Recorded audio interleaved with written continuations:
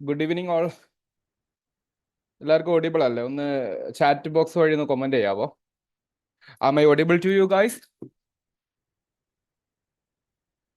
ഒന്ന് പറയൂ, നമ്മൾ session start. Yeah, thank you, fine fine.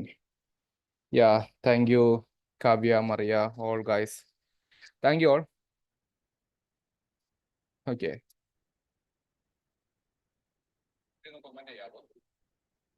Okay fine. നമ്മുടെ സെഷൻ ഒരേ സമയത്ത് സൂമിലും അതേ സമയത്ത് നമ്മുടെ യൂട്യൂബ് ലൈവായിട്ടും പോകുന്നുണ്ട്.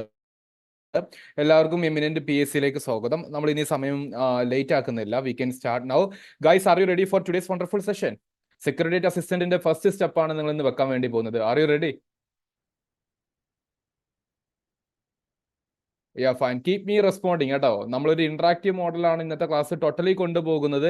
എങ്കിൽ മാത്രമാണ് ഇന്നത്തെ സെഷന്റെ ഒരു അൾട്ടിമേറ്റ് ഫ്രൂട്ട്ഫുൾ ആയിട്ടുള്ള സെഷനായിട്ട് നിങ്ങൾക്ക് കൊണ്ടുപോകാൻ പറ്റുള്ളൂ. അപ്പോൾ കീപ്പ് ഓൺ ദ സെഷൻ. വളരെ ആക്റ്റീവായിട്ട് തന്നെ കൊണ്ടുപോകുക. വളരെ ആക്റ്റീവായിട്ട് കൊണ്ടുപോകുന്ന സമയത്ത് ഞാൻ ചില സർപ്രൈസിംഗ് ആയിട്ടുള്ള ചില കാര്യങ്ങൾ ഇൻ ബിറ്റ്വീൻ പറയാൻ വേണ്ടി ശ്രമിക്കാം. സോ എല്ലാവരും അടുത്തൊരു PSC എക്സാമിനേഷന് ആവേശപൂർവ്വം കാത്തിരിക്കുകയാണ് അല്ലേ? നമുക്കൊരു സെക്രട്ടേറിയറ്റ് അസിസ്റ്റന്റിൽ ജോബ് വാങ്ങിക്കണം എന്ന് പറയുന്ന ഒരു ആവേശത്തോടു കൂടിയാണ് നിങ്ങൾ എല്ലാവരും വന്നിട്ടുള്ളത്. ഇന്നത്തെ സെഷൻ ഒരിക്കലും eminent PSC always has its on quality of programmes. അപ്പോൾ ആ ക്വാളിറ്റി ഓഫ് പ്രോഗ്രാംസിന്റെ ഭാഗമായിട്ട് എന്താണ് സെക്രട്ടേറിയറ്റ് അസിസ്റ്റന്റ് എന്ന് അറിയാത്ത ആൾക്കാരുണ്ടെങ്കിൽ, അല്ലെങ്കിൽ ആദ്യമായിട്ട് പ്രിപ്പറേഷൻ ഉദ്ദേശിക്കുന്ന ആൾക്കാരാണെങ്കിൽ, അല്ലെങ്കിൽ മുമ്പ് എക്സാമിനേഷൻ എഴുതിയിട്ട് കിട്ടാത്തവരാണെങ്കിൽ, എല്ലാവർക്കും ഉപകാരപ്പെടുന്ന രൂപത്തിലോട്ടാണ് ഇന്നത്തെ നമ്മുടെ സ്പെഷ്യൽ വെബിനാർ ഒരുക്കിയിരിക്കുന്നത്. അപ്പോൾ എല്ലാവർക്കും സ്വാഗതം. മൈസെൽഫ് മുഹമ്മദ് സഫ്വാൻ, നിങ്ങളുടെ ഹിസ്റ്ററിയുടെ ഫാക്കൽറ്റി കൂടിയാണ്. നമുക്ക് എന്തായാലും സെഷൻ സ്റ്റാർട്ട് ചെയ്യാം. നിങ്ങൾ റെഡി ആണല്ലോ അല്ലേ? യൂട്യൂബ് ഗൈസ് ഓൾസോ നിങ്ങൾക്ക് കമന്റ് ചെയ്യാം കേട്ടോ. ഞാൻ യൂട്യൂബിന്റെ കാര്യങ്ങൾ ഇവിടെ ലൈവായിട്ട് നോക്കുന്നുണ്ട്. Yeah, Deepamol, Parvathi, okay fine. Keep on commenting കേട്ടോ. ഞാൻ ചോദിക്കുന്ന കാര്യങ്ങൾക്ക് നിങ്ങൾ കൃത്യമായിട്ട് കമന്റ് ചെയ്യുക, ചാറ്റ് ചെയ്യുക. എങ്കിലാണ് നമ്മുടെ സെഷൻ അൾട്ടിമേറ്റ്ലി നിങ്ങൾക്ക് ഒരു ഫ്രൂട്ട്ഫുൾ സെഷൻ ആയിട്ട് മാറുകയുള്ളൂ. Come on, shall we start?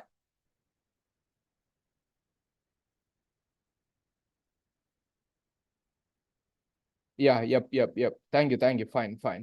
Okay, so പിക്ചറിൽ കാണുന്ന പോലെ തന്നെ നമ്മുടെ ഉദ്ദേശം എന്താ?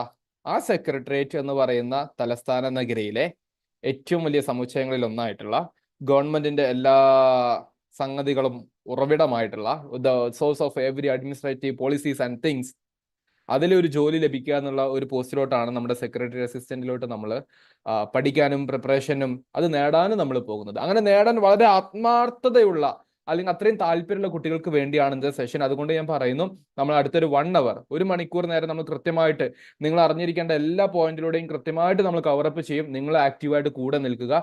നിങ്ങൾക്ക് വേറെ എന്തെങ്കിലും ഡിസ്റ്റർബൻസ്, ഒരു പക്ഷെ നിങ്ങൾ യാത്രയിലായിരിക്കാം, ഒരു പക്ഷെ കിച്ചണിലായിരിക്കാം, അല്ലെങ്കിൽ വേറെ എന്തെങ്കിലുമൊക്കെ ചെയ്യുന്ന ആൾക്കാരായിരിക്കാം, ഉള്ളവര് പെട്ടെന്ന് അതിൽ നിന്ന് മാറിയിട്ട് എത്രയും പെട്ടെന്ന് ഫുൾ ഡെഡിക്കേഷൻ ഇവിടെ തന്നെ കൊണ്ടുവരാൻ വേണ്ടി ശ്രമിക്കുകയും ചെയ്യാം.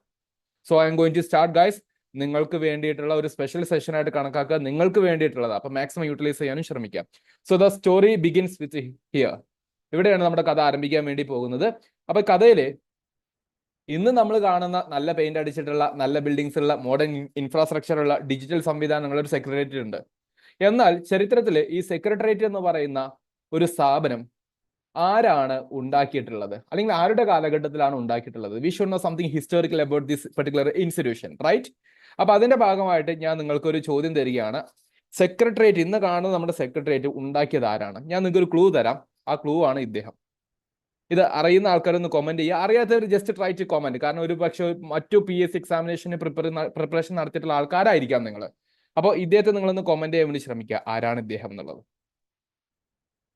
Just try guys, just try. ഞാൻ നോക്കട്ടെ നിങ്ങൾ എത്ര പേര് ഇത് ശരിയാകുന്നുണ്ട് എന്നുള്ളത്.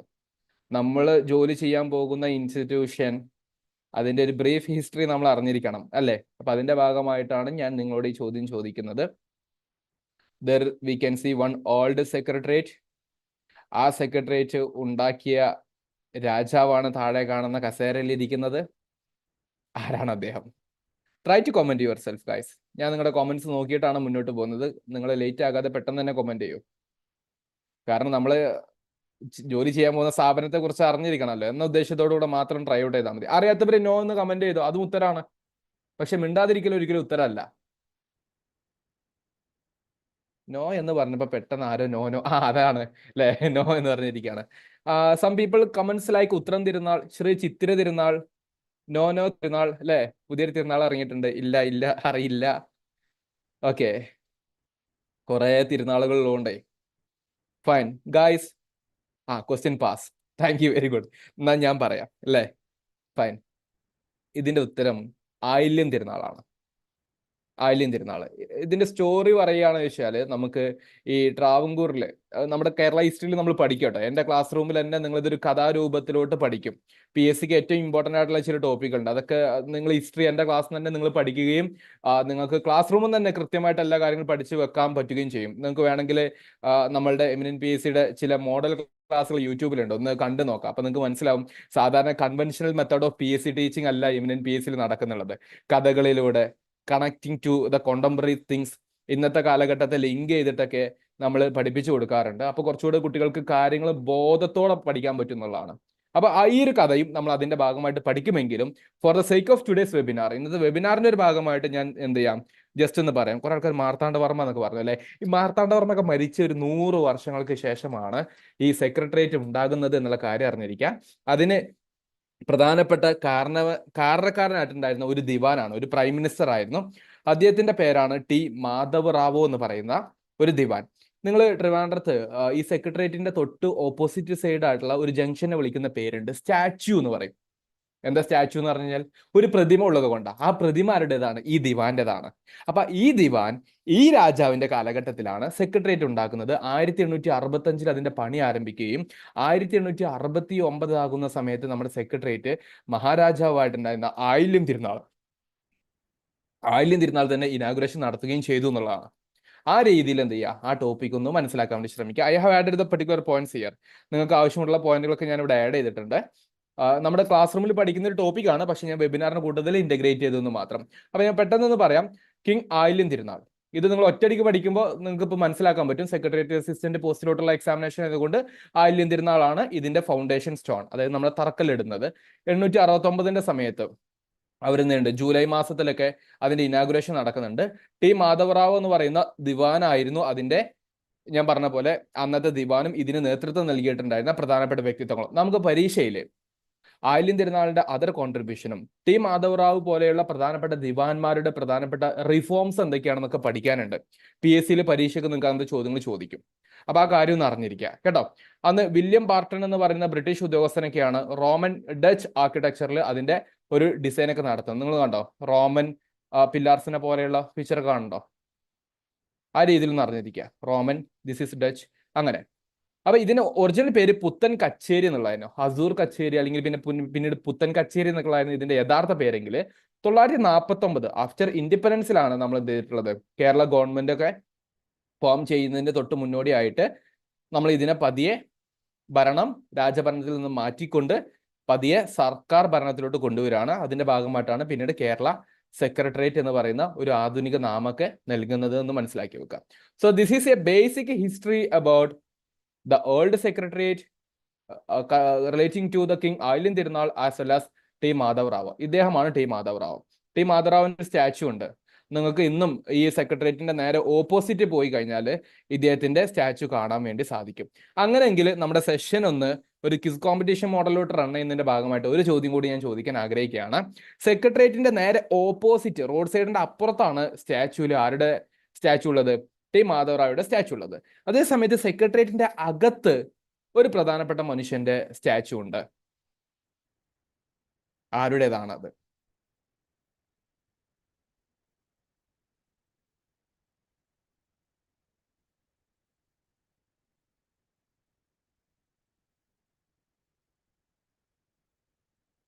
കൊമന്റ്.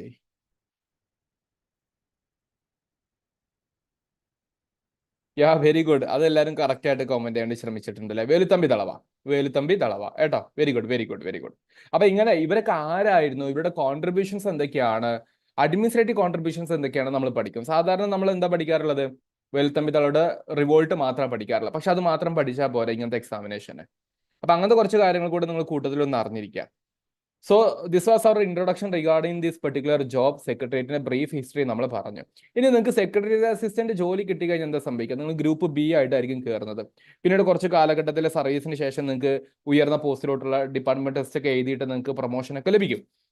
അപ്പൊ അതിന്റെ ഭാഗമായിട്ട് നിങ്ങൾക്ക് സാധാരണ ഒരു അസിസ്റ്റന്റിന് ഉണ്ടാകുന്ന ജോലികളായിട്ടുള്ള റെക്കോർഡ് മെയിൻറ്റെയിൻ, ഇത് ഞാൻ കൂടുതൽ പറയുന്നില്ല, അത് ഓൾറെഡി നമ്മുടെ യൂട്യൂബിൽ മറ്റൊക്കെ ആയിട്ട് നമ്മൾ പറയുന്ന ഒരു കാര്യമാണ്. ജോബിന്റെ റോൾ ഇങ്ങനെ വരുന്നത്, നിങ്ങൾ അവിടുത്തെ റെക്കോർഡ്സ് കീപ്പ് ചെയ്യണം, മെയിൻറ്റെയിൻ ചെയ്യണം, ആവശ്യമുള്ള ഡാറ്റകളും കാര്യങ്ങളും നിങ്ങൾ എൻ്റർ ചെയ്ത് കൊടുക്കണം, നിങ്ങളുടെ ഡിപ്പാർട്ട്മെന്റ് ഹെഡുമായി ബന്ധപ്പെട്ടുള്ള കമ്മ്യൂണിക്കേഷൻ നിങ്ങൾ കൃത്യമായിട്ട് ചെയ്യണം, നിങ്ങൾ ആവശ്യമായിട്ടുള്ള പത്രിക സമർപ്പിക്കണം, മെയിലുകൾ ഹാൻഡിൽ ചെയ്യണം, വർക്കുകൾ ഓർഗനൈസ് ചെയ്യണം, നിങ്ങളുടെ ഡിപ്പാർട്ട്മെന്റുമായി ബന്ധപ്പെട്ടുള്ള ഇഷ്യൂസ് നിങ്ങൾ റിസോൾവ് ചെയ്യാൻ പറ്റണം. നിങ്ങൾ ഡിപ്പാർട്ട്മെന്റിന്റെ എല്ലാം നിങ്ങളെ ഏൽപ്പിച്ചിട്ട് നിങ്ങൾക്ക് തരാൻ വേണ്ടി പോകുന്ന ഒരു അസിസ്റ്റന്റ് പോസ്റ്റ് ആണ് ഇതെന്ന് മനസ്സിലാക്കി വെക്കുക. ഓക്കെ, കുറച്ച് വർഷത്തെ ജോലിക്ക് ശേഷം നിങ്ങൾക്ക് എന്ത് ചെയ്യേണ്ടി പറ്റും? നിങ്ങളുടെ കഴിവനുസരിച്ചിട്ട് പ്രൊമോഷൻ നേടാനും പറ്റും. അപ്പൊ ആ കഴിവ് നമ്മൾ ഇവിടുന്ന് തന്നെ ആർജിച്ചെടുക്കണം. ഓക്കെ, അപ്പൊ അതിന് വേണ്ടിയാണ് നമ്മൾ ഈ പ്രിപ്പറേഷനും കോച്ചിങ് ഒക്കെ ഉദ്ദേശിക്കുന്നത് എന്ന് മനസ്സിലാക്കി വെക്കുക. അല്ലാണ്ട് ഈ ഓരോ വരികളും ഞാൻ വായിക്കാൻ ഉദ്ദേശിക്കുന്നില്ല, അതുകൊണ്ട് നിങ്ങൾക്ക് കാര്യമൊന്നുമില്ല. അപ്പൊ ബേസിക്കലി എന്ത് ചെയ്യുക, കുറച്ച് കാര്യങ്ങൾ എന്ന രീതിയിൽ ഇത് മനസ്സിലാക്കി വെക്കുക കേട്ടോ. ഫൈൻ. ഇനി കമ്മിങ് ടു അവർ ഡിസ്കഷൻ. ഇന്നത്തെ പ്രധാനപ്പെട്ട ഡിസ്കഷൻ എന്ന് പറയുന്നത് നമ്മൾ ഈ എക്സാമിനേഷനെ കൃത്യമായിട്ട് മനസ്സിലാക്കുക എന്നുള്ളതാണ്. അപ്പൊ ആദ്യം നമ്മൾ എഴുതാൻ വേണ്ടി പോകുന്ന അല്ലെങ്കിൽ നമുക്ക് കിട്ടാവുന്ന കേരളത്തിലെ one of the top level ജോബിൽ ഒന്നായിട്ടുള്ള സെക്രട്ടേറിയറ്റ് അസിസ്റ്റന്റ്, അങ്ങനെ തന്നെ പറയുന്നു, PSCയുടെ one of the top level examination ആണ്. ആ സെക്രട്ടേറിയറ്റിൽ നമ്മൾ ജോലി ചെയ്യുന്നതിന്റെ ഭാഗമായിട്ട് നമ്മൾ സെക്രട്ടേറിയറ്റിന്റെ ഹിസ്റ്ററി ഒന്ന് പഠിച്ചു. ഹിസ്റ്ററി ക്ലിയർ ആണെന്ന് ഞാൻ വിശ്വസിക്കുന്നത്. ഓക്കെ, പിന്നീട് നമ്മൾ ജോബ് റോൾ പറഞ്ഞു കഴിഞ്ഞു. ഇനി നമ്മൾ എക്സാമിനേഷന് നിങ്ങൾ എന്തായാലും ഈ ഡിസംബർ മാസമൊക്കെ ആകുമ്പോഴേക്കും എന്തായാലും നോട്ടിഫിക്കേഷൻ വരും എന്നുള്ളതാണ് നമുക്ക് അറിയാൻ സാധിച്ചിട്ടുള്ള ഇൻഫോ. അത് ഡിസംബറിൽ വന്നാലും അതിന് മുന്നേ വന്നു കഴിഞ്ഞാലും നിങ്ങളുടെ പ്രിപ്പറേഷൻ സ്ട്രോങ് ആയിരിക്കണം. അതിന് നിങ്ങൾ അറിയേണ്ടത് എക്സാമിനെ കൃത്യമായിട്ട് മനസ്സിലാക്കുക എന്നുള്ളതാണ്. അപ്പൊ അതിന്റെ ഭാഗമായിട്ട് അറിഞ്ഞിരിക്കേണ്ടത് പ്രിലിംസ് ഉണ്ട്, മെയിൻസ് ഉണ്ട്, ഇന്റർവ്യൂ ഉണ്ട്. ഇത് മൂന്നും കഴിഞ്ഞൊരാക്കെ ജോലി കിട്ടുള്ളൂ. പഴയ PSC അല്ല ഇപ്പോഴത്തെ PSC എന്ന് നിങ്ങൾക്കറിയാം. ഓക്കെ, അപ്പൊ അതിന്റെ ഭാഗമായിട്ട് അറിഞ്ഞിരിക്കേണ്ടത് പ്രിലിംസിന് ഏകദേശം ഒരു 4 ലക്ഷം മുതൽക്ക് 5 ലക്ഷം വരെ. ഇപ്രാവശ്യം ആകുമ്പോൾ കുറച്ചുകൂടെ, കഴിഞ്ഞ 2 വർഷങ്ങൾക്ക് മുന്നെയാണ് എക്സാമിനേഷൻ നടന്നത്. അപ്പൊ അടുത്തൊരു എക്സാമിനേഷൻ വരുമ്പോൾ കുറച്ചുകൂടെ പുതിയ ആസ്പിറൻസ് ആഡ് ചെയ്യപ്പെടും. അപ്പൊ അത്യാവശ്യം അതിൽ ഏകദേശം 5 ലക്ഷം കോമ്പറ്റീഷൻ നമുക്ക് എക്സ്പെക്ട് ചെയ്യാം. കഴിഞ്ഞ പ്രാവശ്യം ഏകദേശം ഒരു 11,000 അല്ലെങ്കിൽ മാക്സിമം ഒരു 12,000 പേരാണ് മെയിൻസിലോട്ട് എത്തിയത്. നിങ്ങൾ ആലോചിച്ച് നോക്കണം, ഒരു 4 ലക്ഷത്തിൽ നിന്ന് 12,000 വരിക എന്ന് പറഞ്ഞു കഴിഞ്ഞാൽ ലെസ് ദാൻ 10% ആണ്. ഓക്കെ, അത്ര പോലും എന്തില്ല, കൺവേർഷൻ ഇല്ല, അല്ലെങ്കിൽ അഡ്മിഷൻ റേഷ്യോ ഇല്ല എന്നുള്ള കാര്യം അറിഞ്ഞിരിക്കുക. അപ്പൊ പ്രിലിംസ് എന്ന് പറയുന്നതിൽ എല്ലാ ഡിഗ്രി ലെവൽ ആസ്പിറൻസും എഴുതും, ഡിഗ്രി കഴിഞ്ഞിരിക്കുന്ന എല്ലാവരും എഴുതും, നമ്മൾ ഓരോരുത്തരും എഴുതും, ഇത് സ്വാഭാവികമാണ്. പക്ഷെ പ്രിലിംസ് എഴുതിയാൽ മാത്രം പോരല്ലോ, നമുക്ക് എന്ത് ചെയ്യണം, പാസ്സാവുക തന്നെ വേണം. എന്നാലേ നമുക്ക് മെയിൻസ് എഴുതാനും അതിനുശേഷം ഇന്റർവ്യൂയുടെ റാങ്ക് ലിസ്റ്റ് എത്താനും പറ്റുള്ളൂ. അപ്പൊ ഇതിന് നമ്മൾ എന്തൊക്കെ ചെയ്യണം എന്നുള്ള ഒരൊറ്റ ചോദ്യത്തിന്റെ മേജർ ഡിസ്കഷൻ ആണ് ഇന്ന് ത്രൂ ഔട്ട് നമ്മൾ അടുത്തൊരു 3/4 മണിക്കൂർ കൊണ്ട് പറയാൻ വേണ്ടി പോകുന്നത്. Guys, dear students, something very very important. ഞാൻ ഈ പറയുന്ന കാര്യങ്ങളൊന്നും ചുമ്മാ പറയുന്നതല്ല, നമുക്ക് റിസൾട്ട് ഉണ്ടാക്കി തന്നിരിക്കുന്ന മെത്തേഡ് വെച്ചിട്ടാണ് പറയുന്നത്. അപ്പൊ അതിന്റെ ഭാഗമായിട്ട് വളരെ സീരിയസ് ആയിട്ട് ഇന്ന് പറയാൻ വേണ്ടി പോകുന്ന കാര്യങ്ങൾ ഓരോന്നും നിങ്ങൾ എന്ത് ചെയ്യുക, ഏറ്റെടുക്കാൻ വേണ്ടി ശ്രമിക്കുക. ക്വസ്റ്റ്യൻസ് ഇംഗ്ലീഷിൽ തന്നെ ആയിരിക്കും വരുന്നത്. ഇംഗ്ലീഷിൽ നിങ്ങൾക്ക് ക്വസ്റ്റ്യൻസ് ഡെഫിനറ്റ്ലി ഉണ്ടാകും. ബൈ പ്രിപ്പറേഷൻ എങ്ങനെ വേണമെന്നുള്ള കാര്യങ്ങളൊക്കെ ഞാൻ പറഞ്ഞുതരാം. നിങ്ങൾ ചെയ്യേണ്ടത് വളരെ അറ്റൻറ്റീവായിട്ട് ഇരിക്കുക എന്നുള്ള ഒരൊറ്റ കാര്യമാണ്. ഇപ്പൊ പ്രിലിംസ് ഉണ്ട്. പ്രിലിംസ് ഞാൻ പറഞ്ഞ പോലെ ഏകദേശം 5 ലക്ഷം കാൻഡിഡേറ്റ്സിനെ മിനിമം നിങ്ങൾക്ക് എക്സ്പെക്ട് ചെയ്യാം. കാരണം പുതിയ ഒരുപാട് ആൾക്കാർ കോമ്പറ്റീഷൻ ഫീൽഡിലോട്ട് വരുന്നുണ്ട്. പ്രാവശ്യം ഡിഗ്രി കഴിഞ്ഞവരൊക്കെ ഉണ്ടാവില്ലേ, അപ്പൊ അങ്ങനത്തെ കുറെ ആൾക്കാർ വരും. മെയിൻസിലോട്ട് എത്തുന്ന സമയത്തോ ഒരു 10,000 ആൾക്കാരെ ഏകദേശം കണ്ടു നോക്കുക. 5 ലക്ഷത്തിൽ നിന്ന് ഒരു 10,000 ആൾക്കാർ, നിങ്ങൾ ആ 10,000-ൽ പെടുവോ എന്നുള്ളൊരു ചോദ്യമാണ് നിങ്ങളുടെ പ്രിപ്പറേഷനിൽ എപ്പോഴും ആലോചിക്കേണ്ടത്. ഓക്കെ, ശേഷം അതിൽ നിന്നും നമുക്ക് എന്ത് ചെയ്യണം, നമ്മൾ മെയിൻസ് എഴുതി ഇന്റർവ്യൂ കഴിഞ്ഞിട്ട് റാങ്ക് ലിസ്റ്റിലോട്ട് എത്തണം. സെക്രട്ടേറിയറ്റിലോട്ട് ജോലിയിലോട്ട് ഏകദേശം ഒരു 300 to 400 പേരൊക്കെയാണ് മാക്സിമം എടുക്കുക. ഏകദേശം റേഞ്ചാ പറയുന്നത്, നിങ്ങൾ എക്സാക്ട് നമ്പർ ആണെന്ന് വിചാരിച്ചിരിക്കേണ്ട. അവസാനം നിങ്ങൾക്ക് ആ ഒരു 300-400 ഇടം പിടിക്കാൻ പറ്റുന്ന രൂപത്തിലോട്ട് നിങ്ങളുടെ പ്രിപ്പറേഷൻ ഇന്ന് മുതൽ ആരംഭിക്കുന്നുണ്ടോ എന്നുള്ളൊരു ചോദ്യത്തിന് നിങ്ങൾ എത്രമാത്രം ആത്മാർത്ഥപരമായിട്ട് ഉത്തരം നൽകുന്നു, അതാണ് നിങ്ങളുടെ വിജയം. നോക്കാം സർ എന്ന് പറയുകയാണെങ്കിൽ PSC പറയും നോക്കാം, അവസാനം നോക്കണില്ല എന്ന് പറയും. അതാകരുത്. ഡെഡിക്കേഷൻ ഉണ്ടോ, കൃത്യമായിട്ട് പഠിച്ചെടുക്കാനുള്ള ഒരു മെന്റാലിറ്റി ഉണ്ടോ, ഈ ജോലിയിൽ കയറണം എന്നുള്ള ഡെഡിക്കേറ്റഡ് ആയിട്ടുള്ള മൈൻഡും ഒരു ആറ്റിറ്റ്യൂഡും നിങ്ങൾക്കുണ്ടോ, ഇന്നത്തെ സെഷൻ കൊണ്ട് നിങ്ങളുടെ പഠനത്തെ വലിയൊരു സപ്പോർട്ടിങ് നിങ്ങൾക്ക് കിട്ടും എന്നുള്ളതാണ്. സോ ഇനി കൂടുതൽ ഞാനിത് പറയുന്നില്ല, ഓരോന്നും ശ്രദ്ധിച്ചു കേൾക്കുക. പക്ഷെ മുന്നോട്ട് പോകുന്നതിന് മുന്നോടിയായിട്ട് ഒരൊറ്റ ചോദ്യം കൂടി ഞാൻ ചോദിക്കുകയാണ്. നമ്മൾ ഇനി ഡിസ്കസ് ചെയ്യാൻ വേണ്ടി പോകുന്നത് പ്രിലിംസ് മെയിൻസ് എന്ന് പറയുന്ന 2 എക്സാമിനേഷൻ നമുക്ക് കിടപ്പുണ്ട്. അപ്പൊ അതിൽ പ്രിലിംസിലുള്ള പ്രധാനപ്പെട്ട സബ്ജക്റ്റുകൾ, അതിന്റെ സബ് ടോപ്പിക്കുകൾ വളരെ പെട്ടെന്ന് തന്നെ പറഞ്ഞു പോകാനാണ് ഇപ്പോൾ ഉദ്ദേശിക്കുന്നത്. ഓരോ സബ്ജക്റ്റും നമ്മുടെ ബാച്ച് സ്റ്റാർട്ട് ചെയ്യുന്നുണ്ടെന്ന വിവരം നിങ്ങൾ അറിഞ്ഞിട്ടുണ്ടാവും അല്ലെ 11th. അപ്പൊ 11th ബാച്ച് സ്റ്റാർട്ട് ചെയ്യുമ്പോൾ ആ ഓരോ സബ്ജക്റ്റിന്റെയും എക്സ്പേർട്ടുകൾ ആ സബ്ജക്റ്റിനെ കുറിച്ചുള്ള ഡീറ്റെയിൽഡ് അണ്ടർസ്റ്റാൻഡിങ് നിങ്ങൾക്ക് നൽകും. അതിന് പുറമെ ഞാൻ ഇപ്പോൾ ചെയ്യാൻ വേണ്ടി പോകുന്നത് ഒരു ബ്രീഫ് ഐഡിയ ആണ്. അപ്പൊ ഒരു ബ്രീഫ് ഐഡിയയിലൂടെ പ്രിലിംസിന്റെയും മെയിൻസിന്റെയും പ്രധാനപ്പെട്ട ടോപ്പിക്കുകളും എത്രമാത്രം നമ്മൾ പഠിക്കേണ്ടിയിരിക്കുന്നു എന്നുള്ളതിന്റെയും ഒരു ഫുൾ പിക്ചറാണ് നിങ്ങൾക്ക് നൽകാൻ വേണ്ടി പോകുന്നത്. എന്റെ ക്വസ്റ്റ്യൻ ഇത്രയേ ഉള്ളൂ, നിങ്ങൾ അത് കൃത്യമായിട്ട് കേട്ട് ഇരിക്കാൻ തയ്യാറാണോ? നിങ്ങൾക്ക് ശേഷം ഇതിന് ശേഷം നിങ്ങളുടെ ഒരു വാട്സപ്പ് ഗ്രൂപ്പിൽ നിങ്ങൾ ഉണ്ടാവുമല്ലോ, ആ വാട്സപ്പ് ഗ്രൂപ്പിൽ നിങ്ങൾക്ക് കറസ്പോണ്ടിങ് ആയിട്ടുള്ള പ്രിലിംസിന്റെയും മെയിൻസിന്റെ ഒക്കെ സിലബസ് ഇവിടുന്ന് ഓഫീസ് നമ്പറിന് ഷെയർ ചെയ്തോളൂ. അപ്പൊ നിങ്ങൾ എഴുതിയെടുക്കണ്ട, പക്ഷെ നിങ്ങൾ എൻ്റെ കൂടെ ഇരുന്നിട്ട് നമ്മൾ ഒരുമിച്ച് ഒരു ടാസ്ക് ചെയ്യുന്ന പോലെ നമുക്ക് എന്തൊക്കെ പഠിക്കാനുണ്ടെന്ന് നമ്മൾ ജസ്റ്റ് ഒന്ന് എഴുതി മനസ്സിലാക്കി വെക്കുക. ഒരു എക്സാമിനേഷൻ എഴുതാൻ വേണ്ടി പോകുന്നതിന് മുന്നേ എത്രമാത്രം വലുപ്പമുള്ളതാണ് ഈ എക്സാമിനേഷൻ എന്നുള്ളത് തിരിച്ചറിയണമല്ലോ. അതിന്റെ ഭാഗമായിട്ട് നമ്മൾ ചെയ്യാൻ പോകുന്നത്, എൻ്റെ ചോദ്യം ഇത്രയേ ഉള്ളൂ, ആർ യു റെഡി? കൂടെ ഉണ്ടോ? എനിക്ക് നിങ്ങളുടെ റെസ്പോൺസ് വേണം ചാറ്റ് വഴിയും കാര്യങ്ങളൊക്കെ ആയിട്ട്. യാ, ഫൈൻ. Thank you. നിങ്ങൾ ആക്റ്റീവായിട്ടുണ്ടെങ്കിൽ ഞാൻ ബിയോണ്ട് ഈ സിലബസിൽ കൊടുത്തിരിക്കുന്ന കാര്യങ്ങൾക്ക് പുറമെ എങ്ങനെ ക്വസ്റ്റ്യൻസ് വരുന്നു എന്നുള്ള കാര്യം കൂടി ചിലപ്പം പറയാൻ വേണ്ടി ശ്രമിക്കാം. ഏതൊക്കെ ടൈപ്പ് ഓഫ് ക്വസ്റ്റ്യൻസ് ആണ് വരിക എന്നുള്ളത് കൂടെ ഞാൻ ഇന്റഗ്രേറ്റ് ചെയ്യാൻ വേണ്ടി ശ്രമിക്കാം. ബട്ട് മേക്ക് ഷുവർ ദാറ്റ് നിങ്ങൾ ആക്റ്റീവായിട്ട് ഇരിക്കുന്നുണ്ട് എന്നുള്ളത്. ഓക്കെ, സോ ഗായ്സ്, അതിന്റെ ഭാഗമായിട്ട് നമ്മൾ ആദ്യം നിങ്ങളുടെ സിലബസിൽ, പ്രിലിംസിന്റെ സിലബസ് ആണ് പറയുന്നത്. പ്രിലിംസിന്റെ സിലബസിൽ നിങ്ങൾക്ക് ഹിസ്റ്ററി ഉണ്ട്. ഞാനിവിടെ ആദ്യം നിങ്ങൾക്ക് ഒരു ബിഗ് പിക്ചർ തരാം. ഓക്കെ, അപ്പൊ നിങ്ങൾ എഴുതിയെടുക്കൊന്നും വേണ്ട. ഇനി അഥവാ നിങ്ങളുടെ കയ്യിൽ പേനും പേപ്പർ ഉണ്ടെങ്കിൽ നിങ്ങൾ എഴുതി വെക്കേണ്ട പോയിന്റ് ഇത്രയേ ഉള്ളൂ. ഹിസ്റ്ററി എന്ന് പറയുമ്പോൾ നിങ്ങൾക്ക് 3 പഠിക്കാനുണ്ട്. ഞാനിവിടെ ഹിസ്റ്ററി എഴുതിയിട്ട് നിങ്ങൾക്ക് പഠിക്കാനുള്ളത് കേരള പഠിക്കാനുണ്ട്, കേരള ഹിസ്റ്ററി ഉണ്ട്. പിന്നെ ഇന്ത്യൻ ഹിസ്റ്ററി പഠിക്കാനുണ്ട്, ഇന്ത്യ. പിന്നെ വേൾഡ് ഹിസ്റ്ററിയും പഠിക്കാനുണ്ട്. ഇങ്ങനെ 3 കാറ്റഗറി ഓഫ് ഹിസ്റ്ററി പഠിക്കാനുണ്ട് എന്നുള്ള കാര്യം അറിഞ്ഞിരിക്കാം. ഇതിന്റെ സിലബസിന്റെ വലുപ്പം നിങ്ങൾ ഇവിടെ തന്നെ കണ്ടോ? ഓക്കെ, ഇതിൽ കണ്ടോ അറൈവൽ ഓഫ് യൂറോപ്യൻസ്. കേരളത്തിൽ എടുത്ത് നോക്കുകയാണെങ്കിൽ ഇതൊരു ടോപ്പിക്കാണ്. ഹിസ്റ്ററി ഓഫ് ട്രാവൻകൂർ, നമ്മളിപ്പോൾ പറഞ്ഞില്ലേ ആയില്യം തിരുനാൾ മാർത്താണ്ഡവർമ്മ, അതൊരു 2ാമത്തെ ടോപ്പിക്കാണ്.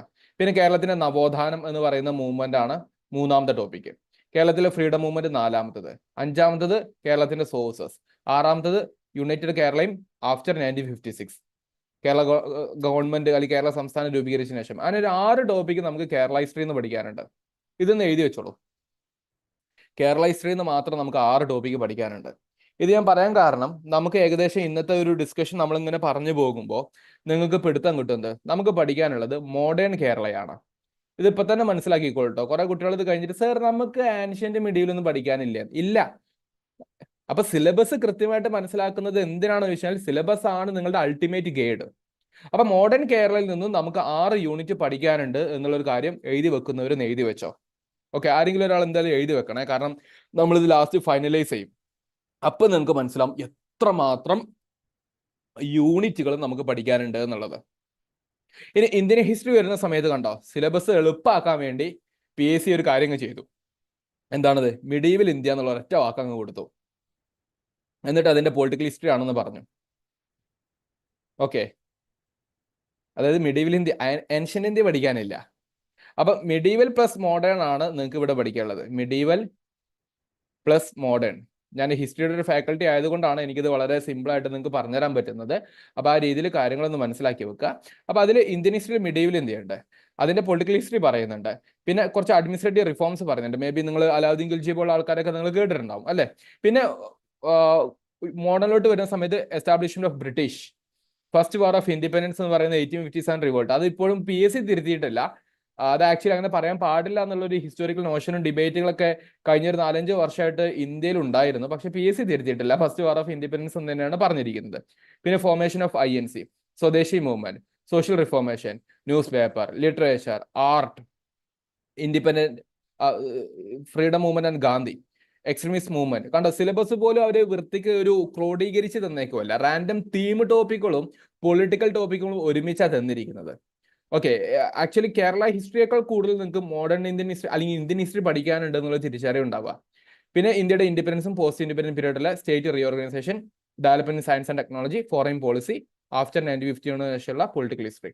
അപ്പൊ ഇത് എത്ര ടോപ്പിക് ഉണ്ട് എന്നുള്ളത് നമ്മൾ കാൽക്കുലേറ്റ് ചെയ്യാം. മോഡേൺ ഇന്ത്യക്ക് നിങ്ങൾ പൊളിറ്റിക്കൽ ഹിസ്റ്ററിയും അഡ്മിനിസ്ട്രേറ്റീവ് റിഫോംസ് ആയിട്ട് ഒരു 3 ടോപ്പിക്ക് ഏറ്റവും ചുരുങ്ങിയത് നിങ്ങൾ മാറ്റി വെക്കണം. ഏറ്റവും ചുരുങ്ങിയത് പിന്നെ എസ്റ്റാബ്ലിഷ്മെന്റ് ഓഫ് ബ്രിട്ടീഷ് 4-മത്തത്, ഫസ്റ്റ് വാർ ഓഫ് ഇൻഡിപെൻഡൻസ് 5-മത്തത്, 6 INC, 7 social reformation, 8 news paper literature art, 9 Gandhi, 10 extremist movement, 11 post independent, 12 science and technology, 13 topic. അപ്പോൾ ഇന്ത്യൻ ഹിസ്റ്ററിയിൽ നിങ്ങൾക്ക് 13 ടോപ്പിക്ക് ഏറ്റവും ചുരുങ്ങിയത് പഠിക്കാനുണ്ട്. 13 ടോപ്പിക് എന്ന് പറഞ്ഞാൽ ഏകദേശം ഒരു 13 യൂണിറ്റ് പഠിക്കാനുണ്ട്. ഇൻ ബിറ്റ്വീൻ അതിൽ ചോദിച്ചിട്ടുണ്ട് മാർക്ക് ഡിസ്ട്രിബ്യൂഷൻ കൂടെ പറയാവുന്നുള്ളൂ. മാർക്ക് ഡിസ്ട്രിബ്യൂഷൻ അതിലെ നമുക്ക് ഞാനത് കുറച്ച് കഴിയുമ്പോൾ കാണിച്ചു തരാം. നിങ്ങൾക്ക് മെയിൻസിന്റെ സിലബസ് കൂടെ കാണിച്ചു തരുമ്പോൾ പറയാം. കാരണം രണ്ടിന്റെ സിലബസിൽ പാരലലി നമുക്ക് പഠിച്ചെടുക്കാൻ പറ്റുന്ന ടോപ്പിക് ഉണ്ട്, സ്പെസിഫിക്കലി പഠിച്ചെടുക്കേണ്ട ടോപ്പിക് ഉണ്ട്. അതിനാണ് നമ്മൾ സ്പെഷ്യൽ മെയിൻസ് ടോപ്പിക് എന്ന് പറയുന്നത്. അപ്പോൾ അത് അവിടെ എത്തുമ്പോൾ നിങ്ങൾക്ക് മനസ്സിലാവും. അപ്പോൾ ആ ലെവലിൽ നിങ്ങളൊരു പ്രിപ്പറേഷൻ കൊടുത്താൽ മതി കേട്ടോ. ഫൈൻ. ഇനി വേൾഡ് ഹിസ്റ്ററിയിലോട്ട് വരുന്ന സമയത്ത് അവിടെ അറിഞ്ഞിരിക്കാം നിങ്ങൾക്ക് മോഡേൺ വേൾഡ് മാത്രമേ പഠിക്കാനുള്ളൂ. മോഡേൺ വേൾഡ് മാത്രമേ പഠിക്കാനുള്ളൂ. അതിൽ നോക്കിക്കേ, ഇംഗ്ലണ്ടിലെ റവല്യൂഷൻ ഒരു topic, American war of independence, American revolution, French revolution 3, Russian revolution 4, Chinese revolution 5. അങ്ങനെ 5 റവല്യൂഷൻസ് പഠിക്കാനുണ്ട്. അതിനുശേഷം നിങ്ങൾക്ക് സെക്കൻഡ് വേൾഡ് വാറിന് ശേഷമുള്ള പൊളിറ്റിക്കൽ ഹിസ്റ്ററി, നമ്മളതിനെ നമ്മളതിന് കോൾഡ് വാർ എന്ന് വിളിക്കും. നമ്മുടെ UN ഫോർമേഷൻ ഉണ്ട്, അതർ ഇന്റർനാഷണൽ ഓർഗനൈസേഷൻ ഉണ്ട്. അങ്ങനെ 6-7 ടോപ്പിക്കുകളാണ് നിങ്ങൾക്ക് ഇവിടെ പഠിക്കാനുള്ളത്.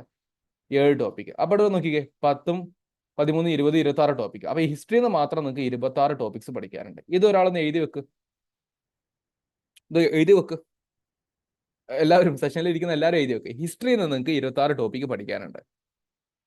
അതും എല്ലാ ഹിസ്റ്ററിയില്ല, സിലബസ് പ്രകാരം നിങ്ങൾക്ക് 26 ടോപ്പിക്സ് ഏറ്റവും ചുരുങ്ങി പഠിക്കാനുണ്ട്. ഈ തിരിച്ചറിവ് നിങ്ങൾക്കുണ്ടോ, നിങ്ങളുടെ ലേണിംഗ് പ്രോസസ്സ് കൃത്യമായിരിക്കും. അപ്പം നിങ്ങൾക്കൊരു ടൈം മാനേജ്മെന്റ് അളക്കാൻ വേണ്ടി പറ്റും, എത്രമാത്രം ഞാൻ പഠിക്കേണ്ടിയിരിക്കുന്നു. കാരണം എന്താ, നിങ്ങളുടെ ബാക്ക്ഗ്രൗണ്ട് പക്ഷേ ഹിസ്റ്ററി ആയിരിക്കില്ല. ഇനി ഹിസ്റ്ററി ആണെന്ന് തന്നെ വിചാരിക്കട്ടെ. ഞാൻ ഹിസ്റ്ററിക്ക് പല കോഴ്സസ് ക്ലാസ് എടുക്കുന്ന ആളാണ്. ഈവൻ നെറ്റ് ഓൾ ഇന്ത്യ ലെവലിൽ ക്ലാസ് എടുക്കുന്ന ഫാക്കൽറ്റി കൂടിയാണ്. അപ്പൊ അറിയാം ഒരു PG കഴിഞ്ഞ ഹിസ്റ്ററിക്കാരന്റെ നിലവാരം വരെ എത്രയുണ്ട്, അതാണോ കോമ്പറ്റീവ് എക്സാമിനേഷന് ചോദിക്കുന്നതും തമ്മിലുള്ള വ്യത്യാസം എത്രമാത്രം ഉണ്ടെന്ന് അറിയാം. അതുകൊണ്ട് ഞാൻ പറയാണ്, ഹിസ്റ്ററിക്കാരനാണെങ്കിലും അല്ലെങ്കിലും 26 ടോപ്പിക്ക് നിങ്ങൾക്ക് ഹിസ്റ്ററിയിൽ നിന്ന് പഠിക്കാനുണ്ട് in competitive examination mode. Difference ഉണ്ടേ. സർ ഞാൻ ഡിഗ്രിക്ക് എക്കണോമിക്സ് ആയിക്കോട്ടെ, ഒരു പ്രശ്നമില്ല. പക്ഷെ അത് ഇവിടെ ഉപകരിക്കണം എന്നില്ല. ഹിസ്റ്ററി ആണ് ഇവിടെ ഉപകരിക്കണം എന്നില്ല. കാരണം കോമ്പറ്റീറ്റീവ് എക്സാമിനേഷന്റെ ഒരു മെത്തേഡ് തന്നെ totally different from university method എന്നുള്ള കാര്യം ഒന്ന് അറിഞ്ഞിരിക്കുക. അത് ഇൻ ബിറ്റ്വീൻ പറയാട്ടോ. കാരണം മുമ്പ് PSC എക്സാമിനേഷനോ മറ്റു കോമ്പറ്റീവ് എക്സാമിനേഷനോ എഴുതിയിട്ടുള്ള ആൾക്കാരാണ് ഈ പെട്ടെന്ന് ഞാൻ പറഞ്ഞ കാര്യങ്ങൾ മനസ്സിലാക്കാൻ പറ്റും. അവർ കോമ്പറ്റീറ്റീവ് എക്സാമിനേഷൻ എന്ത് ഡിമാൻഡ് ചെയ്യുന്നു, അത് എങ്ങനെ പഠിക്കണം എന്ന് മനസ്സിലാക്കിയിട്ട് തന്നെ നമ്മൾ പഠിക്കണം. അപ്പൊ ഹിസ്റ്ററിയിൽ നിന്നും ഒരു 26 ടോപ്പിക്സ് ഉണ്ടെന്നുള്ള കാര്യം ഒന്ന് അറിഞ്ഞിരിക്കുക. ഫൈൻ. ഓക്കെ, ഇതിൽ എന്തെങ്കിലും ഡൗട്ട് ഉണ്ടോ?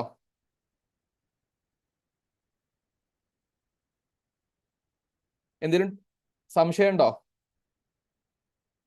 ഞാൻ നിങ്ങളുടെ സംശയം കേട്ടിട്ട് പോകാന്നുള്ള വിചാരിച്ചിരിക്കുകയാണ്.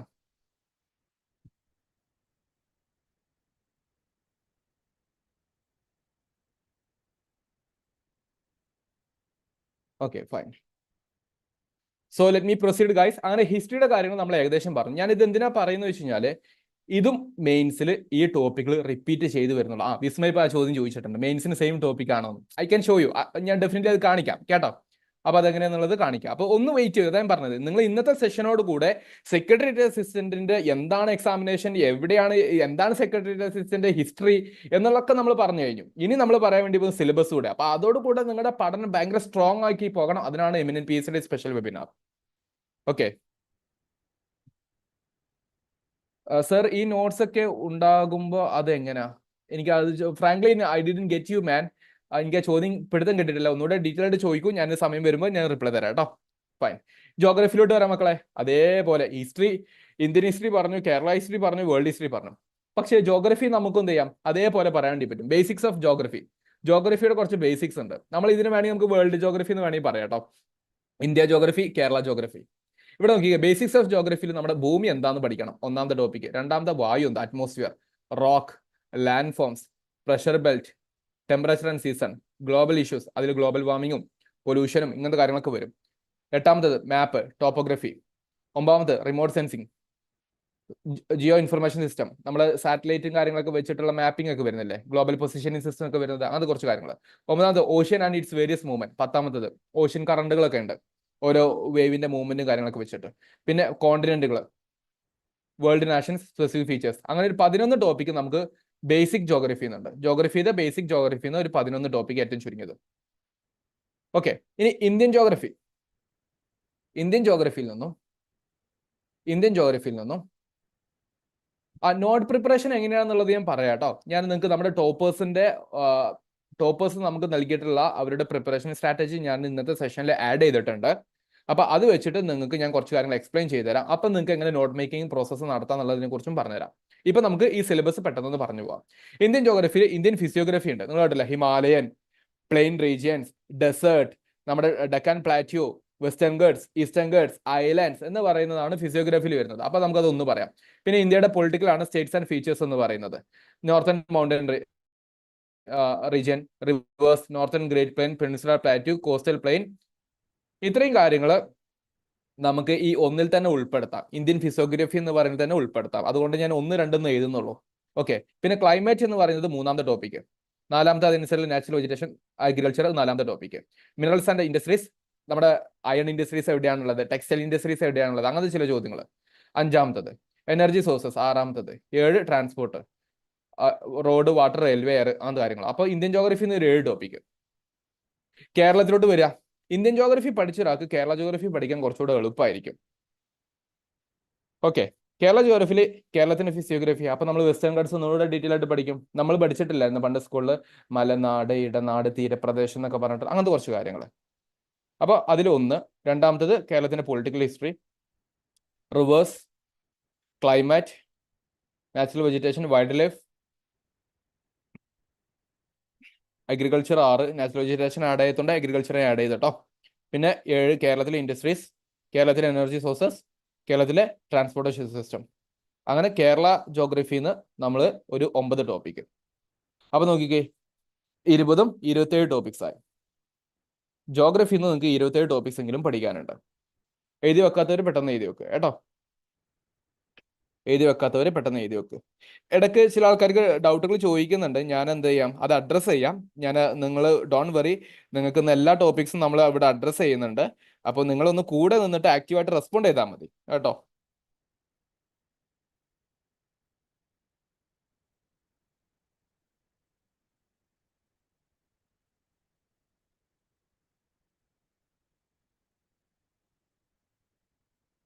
എഴുതാത്തവർ പെട്ടെന്ന് എഴുതി വെക്കൂ ഇത്.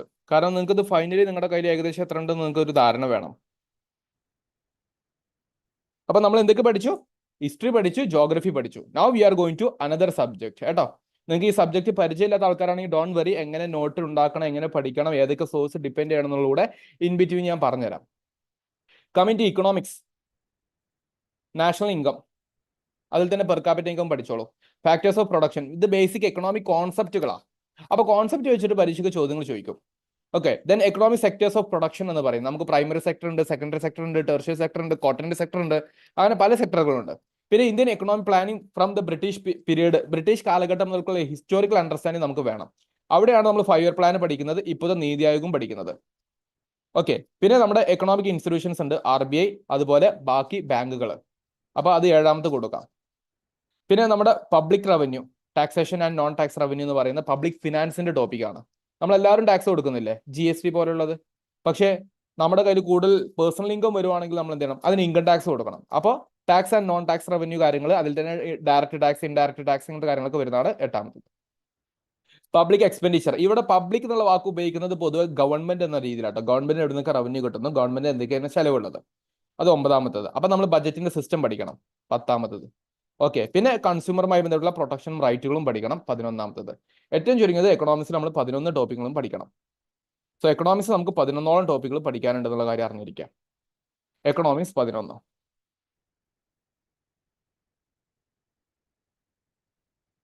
ഓക്കെ. ആരൊക്കെയോ എഴുതുന്നുണ്ട്, ഞാൻ എഴുതിക്കോളാം കേട്ടോ, ആരും എഴുതണ്ട. ഇനി സിവിക്സ് ഉണ്ട്. സിവിക്സ് ആൻഡ് ഇന്ത്യൻ കോൺസ്റ്റിറ്റ്യൂഷൻ 2 ടോപ്പിക്കാണ്.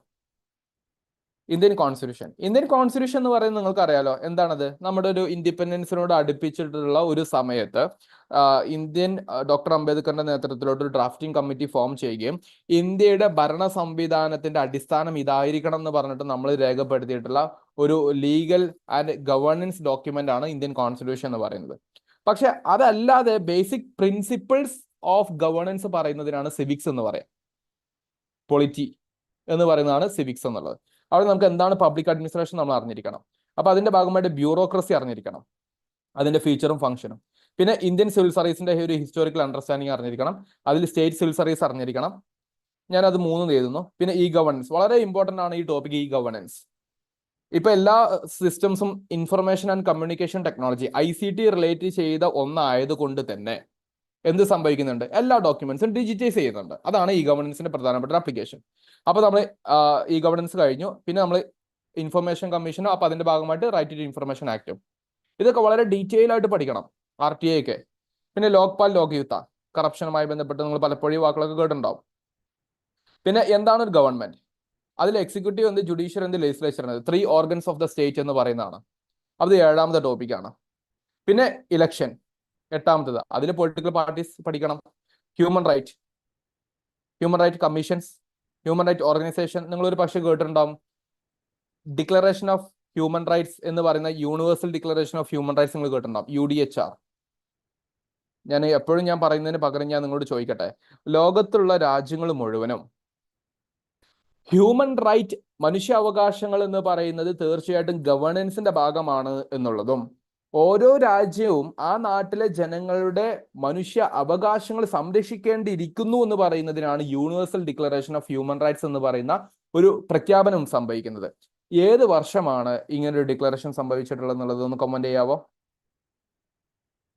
അറിയുന്നവരൊന്ന് കമന്റ് ചെയ്യും. അല്ലാതെ ഒരു ജസ്റ്റ് ഒന്ന് ഗസ് ചെയ്തോ, ഒരു കുഴപ്പമില്ല. പക്ഷെ നിങ്ങൾ മിണ്ടാണ്ടിരിക്കേണ്ട. Say something. പറയുന്നവർക്ക് സ്പെഷ്യൽ സമ്മാനം ഞാൻ പറയും. Very good. 2 സൂം യൂസർ, ഒരാളത് ശരി ഒരാളത് തെറ്റ്. എന്തായാലും കുഴപ്പമില്ല, ബാക്കിയുള്ളവര്. ഉത്തരം 1948 ആണ് കേട്ടോ. Very good. Prajeesh, very good. Prajeesha അറിയില്ല എന്ന് പറഞ്ഞു, വെരി ഗുഡ്. എനിക്ക് അങ്ങനത്തെ റെസ്പോൺസിബിളാണ് ഞാൻ ഏറ്റവും കൂടുതൽ പ്രോത്സാഹിപ്പിക്കുക. കാരണം എന്താ, നമുക്ക് പഠിക്കാനുള്ള സ്കോപ്പ് ഉണ്ട്, നമ്മൾ തന്നെ തിരിച്ചറിയാണ്, മിണ്ടാണ്ടിരിക്കുകയല്ലോ. അപ്പൊ ഈ UDHR ഉള്ളത് കൊണ്ട് ആ മക്കളെ പിന്നീട് നമ്മുടെ നാട്ടിൽ ഇങ്ങനത്തെ കമ്മീഷൻസ് വരികയും പിന്നെ നാഷണൽ ഹ്യൂമൻ റൈറ്റ് കമ്മീഷൻ ഒക്കെ വരുന്നത്. അപ്പൊ നിങ്ങൾ ഇങ്ങനത്തെ ഹിസ്റ്റോറിക്കൽ ബാക്ക്ഗ്രൗണ്ട് അറിഞ്ഞിരിക്കണം എന്ന് ചുരുക്കം. Okay, fine. അപ്പൊ ഹ്യൂമൻ റൈറ്റ് എന്നുള്ളത് 9ാമത്തെ ടോപ്പിക്ക്. പിന്നെ അതുമായി ബന്ധപ്പെട്ടുള്ള കൺസ്യൂമർ പ്രൊട്ടക്ഷൻ നമ്മൾ ഇവിടെ പറഞ്ഞുകൊണ്ടോ, ഇവിടെ കണ്ടോ എക്കണോമിയിൽ consumer protection and rights, consumer protection act and rules regarding consumer protection, അത് 10ാമത്തേത്. അപ്പൊ ഈ പല ടോപ്പിക്കുകളും അങ്ങനെ ഓവർലാപ്പിംഗ് കാര്യങ്ങളൊക്കെ വരും. Watershed management 11, labour and employment 12. അപ്പൊ എംപ്ലോയ്മെന്റുമായിട്ട് national rural employment policy, land reforms 13, protection of woman, children, old age people, social welfare programmes എന്ന് പറയും. ഓക്കെ, ഇതിനെ നമുക്ക് ഒറ്റ ടോപ്പിക്കായിട്ട് പറയാം 14. ഇതിലൊന്ന് സോഷ്യോ എക്കണോമിക് സ്റ്റാറ്റസ് ഡാറ്റ 15 എന്ന് പറയാം. അങ്ങനെ നമുക്ക് സിവിക്സിന് 15 ടോപ്പിക്ക് പഠിക്കാനുണ്ട്. ഏറ്റവും ചുരുങ്ങിയത് സിവിക്സിന് 15 ടോപ്പിക്ക് പഠിക്കാനുണ്ട്. ഈ ഒരു തിരിച്ചറിവ് നമുക്ക് വേണം. അപ്പൊ സിവിക്സ് നമുക്ക് 15 ടോപ്പിക്കാണ് പഠിക്കാനുള്ളത് കേട്ടോ. സിവിക്സിന് 15 ടോപ്പിക്ക്. ഇതിൽ പല ടേമുകളും നിങ്ങൾക്ക് ഒരു പക്ഷെ അറിയുന്നുണ്ടാവില്ല. അത് അറിഞ്ഞിരുന്നെങ്കിൽ ഒരു പക്ഷെ നിങ്ങൾ എല്ലാവരും ഇവിടെ വരാനും ചാൻസ് ഇല്ല. ഞാൻ അങ്ങനെ തന്നെ പറയുന്നു. അതുകൊണ്ട് ഞാൻ പറയുന്നു, വീണ്ടും വീണ്ടും പറയുന്നു, നിങ്ങൾ ഈ എക്സാമിനേഷന് ഫ്രം 0, 0 നിന്ന് ആരംഭിച്ചിട്ട് ടോപ്പിലോട്ട് നിങ്ങളുടെ പഠനത്തെ കൊണ്ടുപോകാൻ ആഗ്രഹിക്കുന്നവർക്ക് വരെ ഉപകാരപ്പെടുന്ന സെഷൻ ആയിട്ടാണ്. അതുകൊണ്ട് അറിയില്ല, അയ്യോ ഇതൊന്നും എനിക്ക് അറിയില്ലല്ലോ എന്നുള്ള പേടിയോ ഇൻഫീരിയോറിറ്റിയോ, അതായത് ഞാൻ അയ്യോ എനിക്കിതൊന്നും പറ്റില്ല എന്നുള്ള തോട്ടൊന്നും വേണ്ട. വേറെ ആരും ചെയ്യാത്ത ഒരു പ്രക്രിയയിലൂടെയാണ് ഞാൻ നിങ്ങളെ കൊണ്ടുപോകുന്നത്. നമുക്ക് എന്തൊക്കെ പഠിക്കാനുണ്ട്, എത്രമാത്രം പഠിക്കാനുണ്ടുള്ള തിരിച്ചറിവ് ഇത് വേറെ ഞാൻ കണ്ടിട്ടില്ല. വേറെ പല ഇൻസ്റ്റിറ്റ്യൂഷൻസും ചെയ്യുന്നതായിട്ട് ഞാൻ കണ്ടിട്ടില്ല. അപ്പൊ അതുകൊണ്ടാണ് ഞാൻ നിങ്ങളെ ഇത് ട്രെയിൻ ചെയ്യിപ്പിക്കുന്നത്. അപ്പൊ അത് കൃത്യമായിട്ട് ആ ബോധം ഉണ്ടാവുക കേട്ടോ. നമ്മളിത് ചെയ്യുന്നതിന്റെ അടിസ്ഥാനം എന്ന് പറയുന്നത്, നമ്മൾ ആനയുടെ വലുപ്പം മനസ്സിലാക്കി വെക്കുക, എന്നിട്ട് തീരുമാനിക്കുക ആനയുടെ പുറമെ എങ്ങനെ കയറണം എന്നുള്ളത്. അല്ലാതെ ആനയെ ഞാൻ പോവാ ടാറ്റ എന്നല്ല, ആനയെ എങ്ങനെ കയറണം. അപ്പൊ അതിന് എന്തുമാത്രം കോൺഫിഡൻസ് നമ്മൾ ഉണ്ടാക്കിയെടുക്കണം എന്നുള്ളതിന്റെ ഫസ്റ്റ് സ്റ്റെപ്പായിട്ട് കണ്ടാൽ മതി. ക്ലിയർ? ഓക്കെ, അപ്പൊ ബാക്കി പോവാണേ. വിത്ത് യുവർ പെർമിഷൻ ഗൈസ് ഞാൻ മുന്നോട്ട് പോവാണ്. അപ്പൊ സിവിക്സ് പറഞ്ഞു. ഞാൻ പറഞ്ഞു സിവിക്സ് എന്ന് പറഞ്ഞാൽ പോളിറ്റിയാണ്. ബേസിക്സ് ഓഫ് ഗവേണൻസിന്റെ കുറെ പ്രിൻസിപ്പിൾസും തിയറീസും പറയുന്നതാണ് സിവിക്സിൽ വരുന്നത്. അതേ സമയത്ത് ഞാൻ നിങ്ങൾ എന്തുകൊണ്ടുപോവാണ്, ഇന്ത്യൻ കോൺസ്റ്റിറ്റ്യൂഷൻ എന്ന് പറയുന്ന ഒരു ടോപ്പിക്കിലോട്ട് കൊണ്ടുപോവാ. കോൺസ്റ്റിറ്റ്യൂഷൻ, ഇവിടെ നിങ്ങൾ അറിഞ്ഞിരിക്കേണ്ടത്, നിങ്ങൾക്ക് കോൺസ്റ്റിറ്റ്യൂവന്റ് അസംബ്ലി എന്ന് പറയുന്ന ഒരു ടോപ്പിക് ഉണ്ട്. എന്നാലേ കോൺസ്റ്റിറ്റ്യൂഷൻ ഫോം ചെയ്യാൻ പറ്റുള്ളൂ. അപ്പൊ ഒന്നാമത്തത്, അങ്ങനെ അവർ ഡ്രാഫ്റ്റിംഗ് കമ്മിറ്റിയിലൂടെ കോൺസ്റ്റിറ്റ്യൂഷൻ ഫോം ചെയ്തു. Now what we have, preamble ഉണ്ട്. 2ാമത്തെ topic we the people of India എന്ന് പറഞ്ഞിട്ട് നിങ്ങൾ കേട്ടിട്ടില്ലേ. പിന്നെ ഫണ്ടമെന്റൽ റൈറ്റ്സ് പറയുന്നുണ്ട് 3, DPSP ഉണ്ട് 4, ഫണ്ടമെന്റൽ ഡ്യൂട്ടീസ് ഉണ്ട് 5, സിറ്റിസൺഷിപ്പ് ഇവിടെ കൊടുത്തിരിക്കുന്നത്, നേരത്തെ ഇവിടെ അല്ല കൊടുക്കേണ്ടത്, പ്രിയാമ്പിൾ കഴിഞ്ഞിട്ട് കൊടുക്കണമായിരുന്നു, കുഴപ്പമില്ല എന്നാലും 6, കോൺസ്റ്റിറ്റ്യൂഷണൽ അമെൻമെന്റ് 7, പഞ്ചായത്ത് രാജ് സിസ്റ്റം 8, പിന്നെ കോൺസ്റ്റിറ്റ്യൂഷണൽ ഇൻസ്റ്റിറ്റ്യൂഷൻ ആൻഡ് ഫംഗ്ഷൻസ് എന്ന് പറയുന്നത് അതായത് നമുക്ക് കുറച്ച് കോൺസ്റ്റിറ്റ്യൂഷണൽ ബോഡീസ് ഉണ്ട്. ഫോർ എക്സാമ്പിൾ നിങ്ങൾ കേട്ടിട്ടില്ലേ, election commission of India, UPSC, PSC, ഇതൊക്കെ കോൺസ്റ്റിറ്റ്യൂഷണൽ ബോഡീസാണ്. കോൺസ്റ്റിറ്റ്യൂഷന്റെ റെക്കഗ്നീഷൻ അടിസ്ഥാനത്തിൽ ഫോം ചെയ്തിരിക്കുന്ന ബോഡികളാണ്. അപ്പൊ അങ്ങനത്തെ ഇൻസ്റ്റിറ്റ്യൂഷൻ അവന്റെ ഫംഗ്ഷൻസ് ഒക്കെ അറിഞ്ഞിരിക്കണം, പരീക്ഷയ്ക്ക് ചോദിക്കും. എസ്പെഷ്യലി ഇലക്ഷൻ കമ്മീഷൻ ഒക്കെ ചോദിക്കാറുണ്ട് ഇലക്ഷൻസ് ഒക്കെ വരുന്ന സമയത്ത് കേട്ടോ. പിന്നെ അപ്പോ 8, 9 എമർജൻസി 10ാമത്തത്, പിന്നെ union list, state list, concurrent list എന്ന് പറയുന്ന ഒരു കുഞ്ഞു ടോപ്പിക് 11. അപ്പൊ ഇന്ത്യൻ കോൺസ്റ്റിറ്റ്യൂഷനിൽ നമുക്ക് എന്ത് പഠിക്കാനുണ്ട്? ഒരു 11 ടോപ്പിക്സ് പഠിക്കാനുണ്ട്. 11 ടോപ്പിക് പെട്ടെന്ന് കഴിയും ഇനി കേട്ടോ, കാരണം ഇത് സബ്ജക്റ്റുകൾ, മെയിൻ സബ്ജക്റ്റുകൾ ഇതൊക്കെ നമുക്ക് എവിടെ ആവശ്യമുണ്ട്? ഇതൊക്കെ നമുക്ക് മെയിൻസിന് ആവശ്യമുണ്ട്. അതുകൊണ്ടാണ് നിങ്ങളുടെ പ്രിപ്പറേഷൻ കൃത്യമായിട്ട് ശരിയായ രീതിയിൽ പവർഫുൾ ആയിട്ട് ഒരു സിംഗിൾ റിസോഴ്സിനെ ഡിപ്പെൻഡ് ചെയ്തിട്ട് കൂടുതൽ റിവിഷനോടെ കൂടെ നിങ്ങൾ പഠിക്കാൻ തീരുമാനിക്കുകയാണെന്നുണ്ടെങ്കിൽ പ്രിലിംസിനും മെയിൻസിനും നിങ്ങൾക്ക് ഈ പറഞ്ഞ സബ്ജക്റ്റുകളിൽ നിന്നെല്ലാം നല്ല സ്കോർ ചെയ്യാന്നുള്ളതാണ്. അപ്പൊ നമ്മൾ ഇതുവരെ ഹിസ്റ്ററി ഡിസ്കസ് ചെയ്തു, ജോഗ്രഫി ഡിസ്കസ് ചെയ്തു, എക്കണോമിക്സ് ഡിസ്കസ് ചെയ്തു, സിവിക്സ് ഡിസ്കസ് ചെയ്തു, ഇന്ത്യൻ കോൺസ്റ്റിറ്റ്യൂഷൻ ഡിസ്കസ് ചെയ്തു. 5 പ്രധാനപ്പെട്ട സബ്ജക്റ്റുകളാണ് നമ്മൾ ഡിസ്കസ് ചെയ്തിരിക്കുന്നത്. ഓക്കെ, മൂവിങ് ഫോർവേഡ്, ജസ്റ്റ് ഒന്ന് ശ്രദ്ധിച്ച് കേൾക്കുക. അടുത്ത സ്റ്റെപ്പിലോട്ട് പോവാണ്. ഇവിടെ നോക്കിക്കേ, ഇനി മലയാളത്തിലുള്ള കുറച്ച് പ്രധാനപ്പെട്ട കാര്യങ്ങൾ തന്നിരിക്കുന്ന സിലബസിലാണ് വന്നിരിക്കുന്നത്. ഇവിടെ ഉണ്ടോ ആർട്സ്, സ്പോർട്സ്, ലിറ്ററേച്ചർ. ആർട്സ് എന്ന് ചോദിക്കും, സ്പോർട്സ് എന്ന് ചോദിക്കും, ലിറ്ററേച്ചർ എന്നും ചോദിക്കും. അപ്പൊ അതിൽ ഇവിടെ കൃത്യമായിട്ട് അവർ തന്നെ നമ്പർ തന്നതുകൊണ്ട് ഞാൻ കൂടുതൽ പറയുന്നില്ല. അപ്പൊ ആർട്സ് എന്ന് പറയുന്നത് നമ്മുടെ കലാപരമായിട്ടുള്ള കാര്യങ്ങളാണ്. ഓക്കെ, അപ്പൊ അതിന്റെ ഭാഗമായിട്ട് പ്രശസ്തമായിട്ടുള്ള കലയുമായി ബന്ധപ്പെട്ടുള്ള കേരളത്തിലെ സ്ഥലങ്ങൾ എന്തൊക്കെയാണ്, സ്ഥാപനങ്ങൾ എന്തൊക്കെയാണ്, വ്യക്തികൾ എന്തൊക്കെയാണ്, കലാകാരന്മാർ എന്തൊക്കെയാണ്, എഴുത്തുകാരെന്താണ്, ഇത് നിങ്ങൾ വൃത്തിക്ക് ഈ സെറ്റ് ആയിട്ട് തന്നെ പഠിക്കുക. അപ്പൊ ഇവിടെ 5 ടോപ്പിക് പഠിക്കാനുണ്ട് ആർട്സ്. ഇനി സ്പോർട്സിലോട്ട് വരുമ്പോൾ അവർ കൃത്യമായിട്ട് പറയുന്നുണ്ട്, 7 ഇവിടെ പറഞ്ഞിട്ടുണ്ട്, അതിന്റെ അടിസ്ഥാന കാര്യങ്ങളും പറയുന്നുണ്ട്. ഇത് പക്ഷേ നിങ്ങൾ പഠിക്കുമ്പോൾ കുറച്ചുകൂടെ കറണ്ട് അഫേഴ്സ് റിലേറ്റ് ചെയ്യാൻ വേണ്ടി ശ്രമിക്കുക. ഈ ആർട്സ് ആണെങ്കിലും സ്പോർട്സ് ആണെങ്കിലും ലിറ്ററേച്ചർ ആണെങ്കിലും കറണ്ട് അഫേഴ്സ് കുറച്ച് കൊണ്ടുവരാൻ വേണ്ടി ശ്രമിച്ചോളൂ. കാരണം PSC തുടക്കം മുതൽക്ക് തന്നെ കറണ്ട് അഫേഴ്സ് ഇന്റഗ്രേറ്റ് ചെയ്യുന്ന ഒരു പാർട്ടാണ് ഈ പറയുന്ന ലിറ്ററേച്ചർ ആവട്ടെ. റീസെന്റ് അവാർഡുകൾ ചിലപ്പോൾ നിങ്ങൾ കേട്ടിട്ടുണ്ടാവും. ഓക്കെ, ആർട്സിന്റെ മേഖലയിലുള്ള ചില അവാർഡുകൾ നിങ്ങൾ കേട്ടിട്ടുണ്ടാവും. സ്പോർട്സിന്റെ മേഖലയിൽ കിട്ടിയിട്ടുള്ള ചില അച്ചീവ്മെന്റ്സ് ചോദിക്കും. ലിറ്ററേച്ചറിന്റെ ചില കാര്യങ്ങൾ ബേസിക്സും റീസെന്റും ചോദിക്കും. അപ്പൊ അങ്ങനത്തെ ചില കാര്യങ്ങൾ കറണ്ട് അഫേഴ്സ് റിലേറ്റ് ചെയ്തിട്ട് ചോദിക്കാറുണ്ട്. പക്ഷേ കറണ്ട് അഫേഴ്സ് പഠിക്കുന്നതിന് മുന്നേ നിങ്ങൾക്ക് ഈ ഒരു ധാരണ നിങ്ങൾ ആദ്യം പഠിച്ചു വെച്ചു എന്ന് വിചാരിക്കുക. ഞാൻ നിങ്ങൾക്ക് ഒരു സ്റ്റഡി മെത്തേഡ് കൂടെ പറഞ്ഞിരുന്നത്. നിങ്ങൾക്ക് ഇന്നത്തെ വെബിനാറിൽ പറഞ്ഞിരിക്കുന്ന കാര്യം എന്താ? സ്പെഷ്യൽ ലേണിംഗ് അപ്രോച്ചസ് കൂടി. അപ്പൊ അതിന്റെ ഭാഗമായിട്ട് ഞാൻ നിങ്ങളോട് പറയുന്നു, നിങ്ങൾ കറണ്ട് അഫേഴ്സ് എവിടെ സാറ് പറഞ്ഞിട്ടുണ്ടായിരുന്നല്ലോ ആർട്സ് നിന്ന് കറണ്ട് അഫേഴ്സ് ചോദിക്കും, എന്നിട്ട് ഇങ്ങനെ PSC ആർട്സ് കറണ്ട് അഫേഴ്സ് എന്ന് ഗൂഗിൾ സെർച്ച് ചെയ്യുന്നതിന്റെ മുന്നേ അങ്ങനെ നമ്മൾ തെറ്റായ രീതികളിൽ ഒരുപാട് പഠനങ്ങൾ കൊണ്ടുപോകും. അതിന്റെ മുന്നേ നിങ്ങൾ ചെയ്യേണ്ടത് സിലബസ് എടുത്തിട്ട് കേരളത്തിലെ കലകൾ ഏതൊക്കെയാണ്, അതുമായി ബന്ധപ്പെട്ട പ്രധാനപ്പെട്ട സ്ഥലങ്ങൾ ഒന്ന് മാപ്പ് ചെയ്ത് പഠിക്കുക. അപ്പൊ നിങ്ങൾക്ക് കുറെ സ്ഥലങ്ങൾ, തുഞ്ചത്ത് എഴുത്തച്ഛൻ സ്മാരകം എന്നൊക്കെ പറഞ്ഞിട്ട് നിങ്ങൾ സ്ഥലം കാണും. ഓക്കെ, അപ്പൊ സ്ഥലങ്ങളും സ്ഥാപനങ്ങളും പ്രധാനപ്പെട്ട വ്യക്തികൾ ആരൊക്കെയായിരുന്നു, കലാകാരന്മാർ ആരൊക്കെയാണ്, എഴുത്തുകാർ ആരൊക്കെയാണ്, ഇതിന്റെ ലിസ്റ്റ് നിങ്ങൾ ആദ്യം ബേസിക്സ് ഫുള്ള് പഠിച്ചു വെക്കും. ശേഷം നിങ്ങൾ കറണ്ട് അഫയേഴ്സുമായിട്ട് പഠിക്കുമ്പോൾ ഇത് നമ്മൾ ഓൾറെഡി പഠിച്ചിട്ടുണ്ടല്ലോ, ഇത് അദ്ദേഹത്തിന്റെ ബാക്കി വന്നതല്ലേ എന്ന് നമുക്ക് തോന്നിപ്പോവും. അതാണ് ബെറ്റർ ലേണിംഗ് എന്നുള്ളത്. അപ്പൊ നിങ്ങൾ ഒരിക്കലും പെട്ടെന്ന് ഗൂഗിളിനെ ഡിപ്പെൻഡ് ചെയ്യാതെ ആദ്യം ചെയ്യേണ്ടത് ഈ ടോപ്പിക്കുകൾ കൃത്യമായിട്ട് മനസ്സിലാക്കി വെക്കുക എന്നുള്ളതാണ്. എമിനന്റ് PSCയിൽ ഇതിന്റെ കറസ്പോണ്ടിങ് ആയിട്ടുള്ള കൃത്യമായിട്ടുള്ള നോട്ട്സും കാര്യങ്ങളൊക്കെ ഇവിടെ അവൈലബിൾ ആണ്. കോംപ്രഹെൻസീവ് നോട്ട്സും കാര്യങ്ങളൊക്കെ അവൈലബിൾ ആണ്. കലാകാരനായിട്ടുള്ള സച്ചിൻ സാറാണ് ക്ലാസ് എടുക്കുന്നത്. കല പഠിപ്പിക്കാൻ കലാകാരൻ വരണം, ചരിത്രം പഠിപ്പിക്കാൻ ചരിത്രം എഴുതിയിട്ടുള്ള ആൾ വേണം. കേരള അഡ്മിനിസ്ട്രേറ്റീവ് സർവീസിന് കേരള ഹിസ്റ്ററിക്ക് ബുക്ക് ചെയ്തിട്ടുള്ള ആളാണ് ഞാൻ. ഓക്കെ, അപ്പോൾ അങ്ങനെ സബ്ജക്ട് എക്സ്പേർട്സിൽ നിന്ന് നേരിട്ട് പഠിക്കാൻ വേണ്ടി ശ്രമിച്ചു കഴിഞ്ഞാൽ നല്ലതാണ്. കായികത്തിന് സ്പോർട്സ് മന്ത്രിയെ കൊണ്ടുവന്നിട്ടില്ല, പക്ഷെ അതെല്ലാവർക്കും അറിയുന്നതാണ് സ്പോർട്സ് ഇൻട്രസ്റ്റ് ഉള്ളതുകൊണ്ട് എന്നുള്ള കാര്യം കൂടെ ഇൻ ബിറ്റ്വീൻ പറയാണ്. ഇല്ലെങ്കിൽ നിങ്ങൾ ചോദിക്കും കായികത്തിന് കായിക മന്ത്രിയാണോ അല്ലെങ്കിൽ PT ഉഷ ആണോ സാറ് ക്ലാസ് എടുക്കുന്നത്? അങ്ങനെയൊന്നല്ല, ഞാൻ പറഞ്ഞത് സബ്ജക്റ്റിന് ഓരോന്നിനും അതിന്റെ എക്സ്പേർട്സ് ഉണ്ടാവും, അത് അവർ ക്ലാസ് എടുക്കും എന്നുള്ളതാണ് കേട്ടോ. അപ്പൊ കായിക രംഗത്തുള്ള പ്രധാനപ്പെട്ട അച്ചീവ്മെന്റ്സും കാര്യങ്ങളൊക്കെ, കായിക താരങ്ങളാവട്ടെ, കായിക ഇനങ്ങൾ, ഇതൊക്കെ കറണ്ട് അഫേഴ്സിന് ഇമ്പോർട്ടന്റ് ആണ് കേട്ടോ. പിന്നെ പ്രധാനപ്പെട്ട അവാർഡുകൾ, ട്രോഫികൾ, കായിക ഇനങ്ങൾ, ടേംസും, പിന്നെ ചിലപ്പോൾ ഇന്ന ടേം വന്നിട്ട് ഇത് ഏത് ഗെയിമുമായി ബന്ധപ്പെട്ട് നമുക്ക് ചോദിക്കാറുണ്ട്. ഒളിമ്പിക്സിന്റെ കാര്യങ്ങൾ നിങ്ങൾക്കറിയാം, Asian games, Afro Asian games, Commonwealth, SAF games, ഇങ്ങനെ കുറെ ടോപ്പിക്സ് ഇല്ലേ. ഇങ്ങനത്തെ കാര്യങ്ങളൊക്കെ എന്ത് ചെയ്യുക, കൃത്യമായിട്ട് നോക്കുക. അപ്പൊ ഇവിടെ ഒരു 5 ടോപ്പിക് ഉണ്ട് ആർട്സ് നിന്ന്. ഓക്കെ, ആർട്സ് നിന്ന് 5 ടോപ്പിക് ഉണ്ട്. സ്പോർട്സ് നിന്ന് ഇവിടെ ഒരു 7 ടോപ്പിക് ഞാൻ ഇവിടെ കാണിച്ചു തന്നു. പിന്നെ ദേശീയ ഗെയിംസ് ബാക്കി കണ്ടോ, നാഷണൽ ഗെയിംസ് ഇനങ്ങൾ, ഓരോ രാജ്യത്തിന്റെ ദേശീയ കായിക ഇനങ്ങൾ എന്ന് പറയുന്നത്. അപ്പൊ സ്പോർട്സിന്റെ ഒരു ടോട്ടൽ പിക്ചർ നമ്മുടെ കയ്യിൽ വേണമെന്നുള്ളതാണ്. സാർ എനിക്ക് സ്പോർട്സ് ഇഷ്ടമല്ല, എന്ന് പറയുന്ന ആൾക്കാർ ഒരൊറ്റ കാര്യം ചെയ്യുക, നിങ്ങൾ കൂടുതൽ വായിച്ചിട്ട് അത് ടെൻഷൻ അടിക്കാതെ എമിനന്റ് PSCയുടെ സബ്ജക്ട് എക്സ്പേർട്സിന്റെ ഫാക്കൽറ്റിയിൽ നിന്നും അവർ കൃത്യമായിട്ട് ഇത് ഇന്നത് ഇങ്ങനെ പഠിക്കണം എന്ന് പറയുന്ന നോട്ട്സ് നിങ്ങൾക്ക് ലൈവ് ക്ലാസ്സിലൂടെ പഠിപ്പിച്ചു തരും. അത് മാത്രം ഡിപ്പെൻഡ് ചെയ്തിട്ട് മാറ്റി വെക്കുക എന്നുള്ളതാണ് അങ്ങനത്തെ ആൾക്കാർ ചെയ്യേണ്ടത്.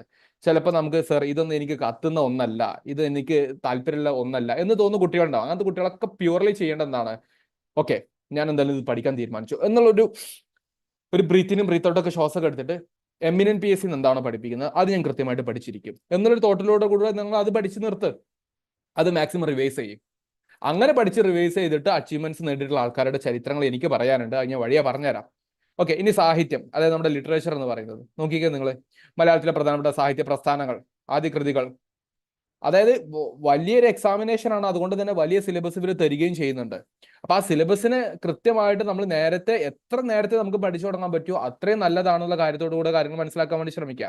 പിന്നെ ഓരോ ആൾക്കാരുടെ പ്രധാന കൃതി, അവരുടെ ഓതേഴ്സ് ആരൊക്കെയാണ്, എഴുത്തുകാര്, അവരുടെ തൂലികനാമങ്ങൾ, കഥാപാത്രങ്ങൾ, കൃതികൾ, പ്രശസ്തമാക്കപ്പെട്ടുള്ള വരികൾ, ഏത് കൃതിയിൽ നിന്നാണ്, ആരാണ് എഴുത്തുകാർ, ഇങ്ങനെ പല രീതിയിൽ ജ്ഞാനപീഠ നേടിയ മലയാളികൾ ആരൊക്കെയാണ്, മലയാള സിനിമ, അതിന്റെ സിനിമ അവാർഡുകൾ ചോദിക്കും. അതുകൊണ്ടാണ് ഞാൻ പറഞ്ഞത് കറണ്ട് അഫയേഴ്സ് റിലേറ്റഡ് ആയിട്ടുള്ള ചില കാര്യങ്ങൾ ചോദിക്കുന്നുള്ളത്. അപ്പൊ ചിലപ്പോൾ നിങ്ങളുടെ പരീക്ഷയ്ക്ക് ഹേമ കമ്മിറ്റി ചോദിക്കുകയാണെങ്കിലോ,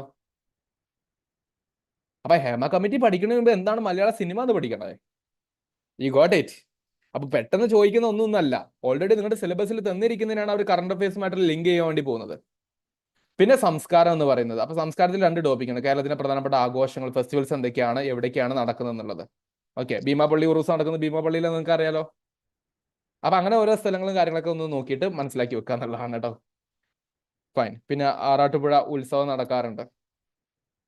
കേരളത്തിലെ സാംസ്കാരിക കേന്ദ്രങ്ങൾ, അങ്ങനെ പല കാര്യങ്ങളുണ്ട്, ഞാൻ എല്ലാം പറയുന്നില്ല. ആരാധനാലയങ്ങൾ, ഓക്കെ, സാംസ്കാരിക നായകർ, ഓരോരുത്തരുടെ കോൺട്രിബ്യൂഷൻസും കാര്യങ്ങളൊക്കെ ആയിട്ട്. അപ്പൊ നമുക്ക് എന്തുണ്ട്, സ്പോർട്സിൽ 10 ടോപ്പിക്ക് നമ്മൾ പറഞ്ഞു, ലിറ്ററേച്ചറിൽ നമുക്ക് 9 ടോപ്പിക്ക് പഠിക്കാനുണ്ട്, കൾച്ചറിൽ നമുക്ക് 2 ടോപ്പിക്ക് പഠിക്കാനുണ്ട്. അപ്പൊ നിങ്ങൾ ആലോചിക്കുക, ഇതൊക്കെ സിലബസ് PSC വളരെ കൃത്യമായിട്ട് തന്നത് എന്തിനാ, ഇതൊക്കെ കൃത്യമായിട്ട് പഠിച്ചു തന്നോ എവിടെയാണ് പരീക്ഷയ്ക്ക് നിങ്ങൾ, അതായത് നമ്മള് സർ എനിക്കിതൊന്നും താല്പര്യമില്ല, എനിക്കിത് സ്കിപ്പ് ചെയ്യാൻ പറ്റുമെന്ന് ചോദിക്കുന്ന പിള്ളേരുണ്ട്. ഡിയർ സ്റ്റുഡൻസ്, നിങ്ങളുടെ ഒറ്റ കാര്യം പറയാനുള്ളൂ, ഒറ്റ കാര്യം ആലോചിക്കുക. ഒരു 5 ലക്ഷം എക്സാമിനേഷൻ എഴുതുന്നതിൽ ഒരു 10,000 പേർക്കാണ് രണ്ടാമത്തെ സ്റ്റേജിലോട്ട് എൻട്രി കിട്ടുമെന്ന് വിചാരിക്കുക. ആ 10,000 നിങ്ങൾ പെടുന്നുണ്ടോ എന്നുള്ള കാര്യമാണ് ഫസ്റ്റ് ഉറപ്പിക്കേണ്ടത്. ശേഷം അതിൽ നിന്നും റാങ്ക് ലിസ്റ്റിലോട്ടുള്ള 10,300-ന്റെ അകത്ത് ടോപ്പ് റാങ്കിൽ നിങ്ങൾ വരുന്നുണ്ടോ എന്നും, അതിനുള്ള ഒരു എഫേർട്ട് നമ്മൾ നേരത്തെ തുടങ്ങണ്ടേ. കാര്യം എന്താ, നമുക്ക് അത്യാവശ്യം ടൈം ഉണ്ട്. നിങ്ങൾ ആലോചിക്കുക, സെപ്റ്റംബർ, ഒക്ടോബർ, നവംബർ, ഒരു 3 മാസം ഗ്യാരണ്ടീഡ് ആണ് ബിഫോർ നോട്ടിഫിക്കേഷൻ. അപ്പൊ അതിന് മുന്നേ നമുക്ക് ഒരുപാട് ടോപ്പിക്സ് പഠിച്ചു പോകാൻ പറ്റുന്നേ. നമുക്ക് വേണ്ടത് കൃത്യമായിട്ടുള്ള ഒരു മെന്റാലിറ്റിയും ഒരു അപ്രോച്ചും ആണ് നമ്മുടെ സൈഡിൽ നിന്ന്. ആ ഒരു കാര്യം എപ്പോഴും ആലോചിക്കുക. എന്നാൽ നിങ്ങളെ കൊണ്ട് പറ്റും, പറ്റാതായിട്ട് ഒന്നുമില്ല. ഇനി കുറച്ച് കമ്പ്യൂട്ടർ പഠിക്കാം, ടെക്നോളജി, കാരണം നമുക്ക് ഡിജിറ്റൈസ് ചെയ്യണമല്ലോ അല്ലേ കോണ്ടന്റുകൾ. അതിന്റെ ഭാഗമായിട്ട് ഹാർഡ്വെയർ പഠിക്കാനുണ്ട്, സോഫ്റ്റ്വെയർ പഠിക്കാനുണ്ട്, കമ്പ്യൂട്ടർ നെറ്റ്വർക്ക് പഠിക്കാനുണ്ട്, ഇന്റർനെറ്റ് പഠിക്കാനുണ്ട്, സൈബർ ക്രൈമും സൈബർ ലോയും പഠിക്കാനുണ്ട്. അപ്പോൾ ഒരു 5 ടോപ്പിക്സ് കമ്പ്യൂട്ടറിൽ നിന്ന് പഠിക്കാം. ബേസിക്സ് ഓഫ് കമ്പ്യൂട്ടറിൽ നിന്ന് ഒരു 5 ടോപ്പിക്ക്, ബേസിക്സ് ഓഫ് കമ്പ്യൂട്ടറിൽ നിന്ന് 5 ടോപ്പിക്ക്. ഓക്കെ, 5 പ്രധാനപ്പെട്ട ടോപ്പിക്ക് കണ്ടോ. ഞാൻ ടോപ്പിക് എന്ന് പറയുമ്പോൾ അതിനകത്ത് കുറച്ച് ആൾക്കാരുണ്ട് കേട്ടോ, സബ് ടോപ്പിക്ക്. അതുകൊണ്ടാണ് പറയുന്നത് ഇത് കൃത്യമായിട്ട് നമ്മൾ എന്ത് ചെയ്യണം, മനസ്സിലാക്കി വെക്കണം എന്നുള്ളത്. ഫൈൻ.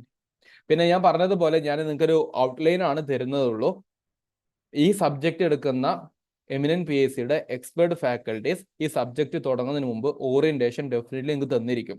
എന്താണ് ഈ സബ്ജക്റ്റ് എങ്ങനെ പഠിച്ചിരിക്കണം എന്നുള്ളത്. അങ്ങനെ കൃത്യമായിട്ടുള്ള ഗൈഡൻസിലൂടെ ആയിരിക്കും നമ്മുടെ ക്ലാസ്സസ് പോകുന്നത്. അപ്പോൾ നിങ്ങൾ ഈ സിലബസിന്റെ വലുപ്പം കണ്ടിട്ട് ഇപ്പൊ പേടിക്കേണ്ട, മറിച്ച് നിങ്ങൾ ചെയ്യേണ്ട എന്താണ്, ഇത്രയും ടോപ്പിക്സ് എനിക്ക് പഠിക്കാനുള്ള ഒരൊറ്റ തിരിച്ചറിവ് ഇന്നത്തെ സെഷനിൽ ഉണ്ടാക്കുക എന്നുള്ള. Coming two science and technology.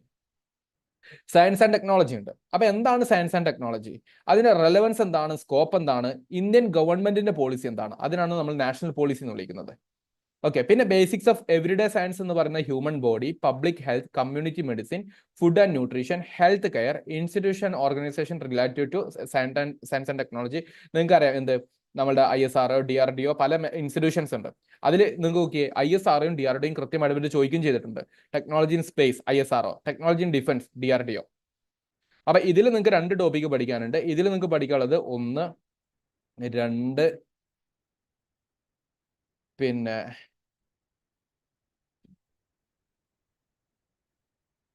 പിന്നെ സയന്റിസ്റ്റിന്റെ ടോപ്പിക് ഉണ്ട് 3. ഇവിടെ 3 ടോപ്പിക്കും ഇവിടെ 2 ടോപ്പിക്കും 5 ടോപ്പിക്കായി. പിന്നെ ഇന്ത്യയുടെ എനർജി പോളിസി 4മത്തത്.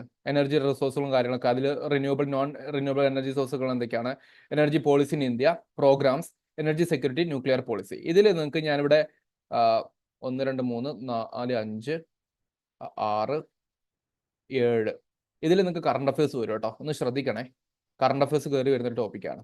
അപ്പോൾ 7 ടോപ്പിക് അവിടെ. ഈ എൻവയോൺമെന്റൽ സയൻസ് വരുന്നിടത്താണ് നമ്മുടെ എൻവയോൺമെന്റ് അതിന്റെ ഇഷ്യൂസ് എന്തൊക്കെയാണ്. ഫോർ എക്സാമ്പിൾ വെസ്റ്റേൺ ഗഡ്സിന്റെ പ്രൊട്ടക്ഷനുമായി ബന്ധപ്പെട്ടിട്ട് നമുക്ക് എന്തുണ്ടായിരുന്നു, ഒരു കമ്മീഷൻ ഉണ്ടായിരുന്നു, ഗാഡ്ഗിൽ റിപ്പോർട്ട്, പിന്നെ കസ്തൂരി രംഗൻ, പിന്നെ ഉമ്മൻ ബി ഉമ്മൻ, ഇങ്ങനെ പല കമ്മിറ്റീസും വരുന്നുണ്ട്. അത് വെസ്റ്റേൺ ഗഡ്സിന്റെ പ്രൊട്ടക്ഷനുമായി ബന്ധപ്പെട്ട അത് എന്ന പോലെ കുറച്ച് കാര്യങ്ങൾ നമ്മൾ അറിഞ്ഞിരിക്കണം.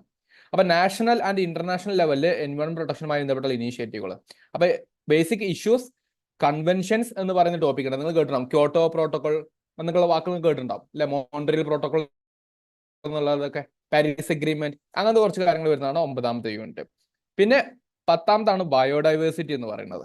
അവിടെയാണ് നമ്മൾ ഇഷ്യൂസും ക്ലൈമറ്റ് ചേഞ്ചും അതുമായി ബന്ധപ്പെട്ട ഇന്റർനാഷണൽ ഇനീഷ്യേറ്റീവും കാര്യങ്ങളൊക്കെ പഠിക്കുന്നത്. Western guts, eastern guts, forest and wild life, legal framework, pollution, carbon emission, global warming. ഇത് ആക്ച്വലി ഒരു 4-5 ടോപ്പിക് ഉണ്ട് ഇവിടെ. പക്ഷെ ഞാനിവിടെ 10ഉം വെസ്റ്റേൺ ഗഡ്സ് 11ഉം ഇത് 12ഉം ഒരു 13 ടോപ്പിക്കായിട്ട് വെക്കുകയാണ്. പിന്നെ biotechnology, green technology, nano technology എന്ന് പറയുന്നത് 2 ടോപ്പിക്. അങ്ങനെ ടോട്ടലി ഒരു 15 ടോപ്പിക് നിങ്ങൾക്ക് S&T എന്ന് പഠിക്കാനുണ്ട്, ഏറ്റവും ചുരുങ്ങുന്നത്. സയൻസ് ആൻഡ് ടെക്നിൽ നിങ്ങൾക്ക് ഒരു 15 ടോപ്പിക് ഉണ്ട്. ഞാൻ ആ 15 കൃത്യമായിട്ട് പറഞ്ഞിട്ടില്ല. അത് പറയാത്തതിന്റെ റീസൺ എന്താണെന്ന് വെച്ചാൽ ഡിപ്പെൻഡ്സ് ഓൺ യുവർ ലേണിംഗ്. നിങ്ങൾക്ക് അത് ഇന്റഗ്രേറ്റ് ചെയ്ത് പഠിക്കാം, അല്ലെങ്കിൽ സെപ്പറേറ്റ് ആയിട്ട് പഠിക്കാം എന്നുള്ളതുകൊണ്ടാണ്. എന്തായാലും 15 കൂടാനേ ചാൻസ് ഉള്ളൂ, ഞാൻ ലിമിറ്റ് ചെയ്തേക്കുക. സയൻസ് ആൻഡ് ടെക്നോളജിയിൽ നിന്ന് 15ഓളം ടോപ്പിക്കുകൾ ഏറ്റവും ചുരുങ്ങിയ പഠിക്കാനുണ്ട് കേട്ടോ. അപ്പൊ ആ കാര്യം കൂടി ഒന്ന് ശ്രദ്ധിക്കുക. ഫൈൻ, ഇതാ കഴിഞ്ഞു. ഈ 2 ടോപ്പിക് കൂടെ കഴിഞ്ഞാൽ കഴിഞ്ഞു കേട്ടോ. ഒന്നതാണ് mathematics, simple arithmetic, mental ability. അതിൽ സിമ്പിൾ അരിത്തമാറ്റിക് ഉണ്ട്, ബേസിക് മാത്സ്, പിന്നെ മെന്റൽ എബിലിറ്റി ഉണ്ട്. കണ്ടോ, ഇവിടെ 12 ഉണ്ട്, ഇവിടെ 13 ഉണ്ട്. അപ്പൊ ടോട്ടലി 25 ടോപ്പിക്കായി.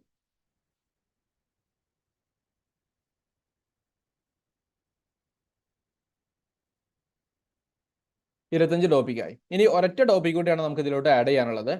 2 ടോപ്പിക് കൂടെ ഉണ്ട്, ഒന്ന് ഇംഗ്ലീഷും പിന്നെ ഒന്ന് മലയാളം. അതോടുകൂടെ കഴിഞ്ഞാൽ നമ്മുടെ സിലബസ് ഡിസ്കഷൻ കഴിഞ്ഞു കേട്ടോ. അപ്പോൾ ജനറൽ ഇംഗ്ലീഷിൽ നോക്കിക്കേ, ഇംഗ്ലീഷ് ഗ്രാമർ ഉണ്ട്, വൊക്കാബുലറി ഉണ്ട്. ഗ്രാമറിൽ 17 വൊക്കാബുലറി 12 അപ്പോൾ തന്നെ എത്രയായി? 29 ടോപ്പിക്കായി. അപ്പൊ ഇംഗ്ലീഷ് എഴുതിയിട്ട് ഞാൻ 29 എന്ന് മെൻഷൻ ചെയ്യാം.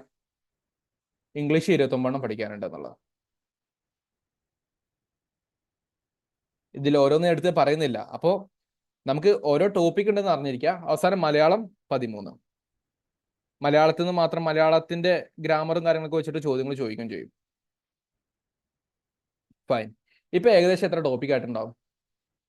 മാത്സിന്റെ പേജും കാണിക്കാൻ ഞാൻ നിങ്ങൾക്ക് ഈ സിലബസ് ഗ്രൂപ്പിൽ ഇട്ടുതരാൻ വേണ്ടി പറയുന്നുണ്ട് കേട്ടോ. അപ്പൊ നോക്കിയാൽ മതി. ഓക്കെ, ഞാൻ പറയുന്നത് വീണ്ടും പറയുന്നു. നിങ്ങൾക്ക് ഇപ്പൊ എത്ര ടോപ്പിക് ആയി? നിങ്ങൾ ഒരു ഐഡിയ ഒന്ന് ആലോചിച്ച് നോക്കിക്കേ. How many topics so far we had discussed four prelims? Prelims എത്ര മാർക്കിനാ? 100 മാർക്കിന്. 100 മാർക്ക് പറഞ്ഞാൽ 100 ക്വസ്റ്റ്യനാ. ഈ 100 ക്വസ്റ്റ്യൻ വരാൻ വേണ്ടി എത്ര ടോപ്പിക്സ് നമ്മൾ പഠിക്കണം? അതാണ് നമ്മുടെ തിരിച്ചറിവ്. ഇന്നത്തെ ലേണിംഗ് പ്രോസസ്സിൽ ഏറ്റവും വലിയ കാര്യം അതാണ്.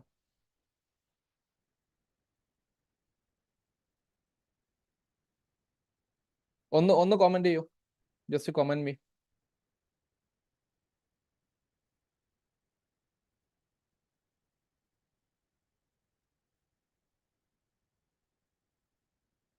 ഒന്ന് നിങ്ങൾ തന്നെ ആലോചിച്ച് നോക്ക്. നമ്മളിപ്പോ സോഫാർ ഹിസ്റ്ററി പറഞ്ഞു, ജോഗ്രഫി പറഞ്ഞു, ഇക്കണോമിക്സ് പറഞ്ഞു, സിവിക്സ് പറഞ്ഞു, ഇന്ത്യൻ കോൺസ്റ്റിറ്റ്യൂഷൻ പറഞ്ഞു, ആർട്സ് പറഞ്ഞു, സ്പോർട്സ് പറഞ്ഞു, ലിറ്ററേച്ചർ പറഞ്ഞു, കൾച്ചർ പറഞ്ഞു, കമ്പ്യൂട്ടർ പറഞ്ഞു, സയൻസ് ആൻഡ് ടെക്നോളജി പറഞ്ഞു,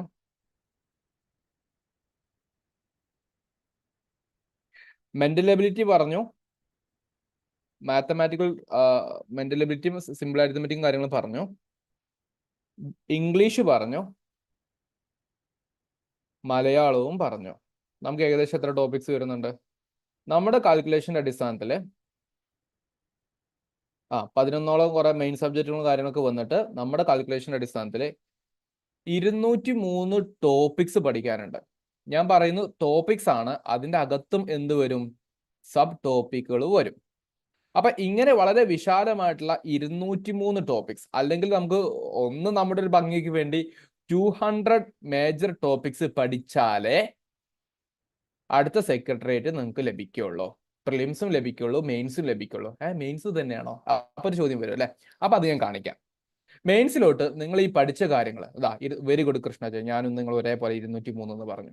ഓക്കെ, അപ്പൊ ഞാൻ പറഞ്ഞ പോലെ 200 മേജർ ടോപ്പിക്സ് പഠിച്ച ഒരാൾക്ക് സെക്രട്ടേറിയറ്റ് അസിസ്റ്റന്റ് പ്രിലിംസ് എക്സാമിനേഷന് പോകുമ്പോൾ കോൺഫിഡന്റ് ആയിട്ട് പറയാൻ പറ്റുള്ളൂ, ഈ പ്രിലിംസ് എനിക്കുള്ളതാ, മെയിൻസും എനിക്ക് കിട്ടും. കാരണം എന്താ, എൻ്റെ ഒരൊറ്റ ലേണിങ്ങിലൂടെ ഞാൻ 200 മേജർ ടോപ്പിക്സ് പഠിക്കുന്നത് പ്രിലിംസിന് വേണ്ടി മാത്രമല്ല, പ്രിലിംസ് പ്ലസ് മെയിൻസിന് വേണ്ടിയാണ് എന്നുള്ള കാര്യത്തിൽ നമുക്ക് പഠിക്കാൻ പറ്റണം, പറയാൻ പറ്റണം. അപ്പൊ നമ്മൾ പ്രിലിംസിന്റെ 200 ടോപ്പിക് പറഞ്ഞില്ലേ, ഇനി ഇതിലോട്ട് മെയിൻസ് എത്തുമ്പോൾ മെയിൻസും പ്രിലിംസും ഒരേപോലെ ആകുമ്പോൾ രസമല്ലല്ലോ. അപ്പൊ കുറച്ച് സ്പെഷ്യൽ ടോപ്പിക്സ് എന്ത് ചെയ്യുന്നുണ്ട്, മെയിൻസിലോട്ട് വരുമ്പോൾ ആഡ് ചെയ്യുന്നുണ്ട്. അതാണ് ഇവിടെ. നേരത്തെ ആരോ മാർക്കിന്റെ ഡിസ്ട്രിബ്യൂഷൻ ചോദിച്ചില്ലേ, ഈ മാർക്ക് ഡിസ്ട്രിബ്യൂഷൻ അങ്ങ് പഠിച്ചേക്കുന്നേ. പക്ഷെ മെയിൻസിലോട്ട് എത്തുമ്പോൾ ഇവിടെ നോക്കിക്കുക, നിങ്ങൾ ഹിസ്റ്ററി നമ്മൾ പറഞ്ഞു, ജോഗ്രഫി പറഞ്ഞു, എക്കണോമിക്സ് പറഞ്ഞു, നമുക്ക് സിലബസ് പ്രിലിംസ് എന്താണുള്ളത് അത് തന്നെയാണ് ഇവിടെ ഉള്ളത്. ഇന്ത്യൻ കോൺസ്റ്റിറ്റ്യൂഷനും പറഞ്ഞു. പക്ഷേ ഈ അഞ്ചാമത്തെ കണ്ടോ, നമ്മൾ പറഞ്ഞായിരുന്നു Kerala governance and system of administration, 10 മാർക്കിന് അവിടെ ചോദിക്കുന്നുണ്ട്. ലൈഫ് സയൻസും പബ്ലിക് ഹെൽത്തും നമ്മൾ ഇതിന്റെ അകത്ത് പറഞ്ഞിട്ടുണ്ട്, പക്ഷെ സ്പെസിഫിക്കലി ഇവിടെ നമ്പർ ഇട്ട് കൊടുത്തിട്ടുണ്ട്. ഇവിടെ ഫിസിക്സും കെമിസ്ട്രിയും പറയുന്നുണ്ട്, പക്ഷെ നമ്മൾ ഇവിടെ പറഞ്ഞിട്ടില്ല, പ്രിലിംസിൽ അത് പറഞ്ഞിട്ടില്ല. അപ്പൊ അങ്ങനത്തെ കുറച്ച് കാര്യങ്ങൾ അറിഞ്ഞിരിക്കുക. ആർട്സ്, ലിറ്ററേച്ചർ, കൾച്ചർ, സ്പോർട്സ് പറഞ്ഞിട്ടുണ്ട്, ബേസിക്സ് ഓഫ് കമ്പ്യൂട്ടർ പറഞ്ഞിട്ടുണ്ട്, പക്ഷെ ഇമ്പോർട്ടന്റ് ആക്ട് നമ്മൾ പറഞ്ഞിട്ടില്ല. അതായത് ഞാനിവിടെ ഈ വട്ടിട്ട് വെച്ചിരിക്കുന്നതൊന്നും എവിടെ പറഞ്ഞിട്ടില്ല, പ്രിലിംസിൽ പറഞ്ഞിട്ടില്ല. കറണ്ട് അഫയേഴ്സ് നിങ്ങൾക്ക് അറിയാം, ജനറൽ ഇംഗ്ലീഷ് അറിയാം, മലയാളം അറിയാം, ഇത്രയും കാര്യങ്ങൾ അറിയാം. അതായത് സിംപ്ലി നിങ്ങൾ മെയിൻസിലോട്ട് എത്തുമ്പോൾ നിങ്ങൾ ശ്രദ്ധിക്കേണ്ടത് നിങ്ങൾക്ക് ഈ ഒരു ടോപ്പിക്, കേരളത്തിന്റെ ഗവേണൻസും സിസ്റ്റം ഓഫ് അഡ്മിനിസ്ട്രേഷൻ, ഞാൻ സിലബസ് പെട്ടെന്ന് പറഞ്ഞു പോവാം.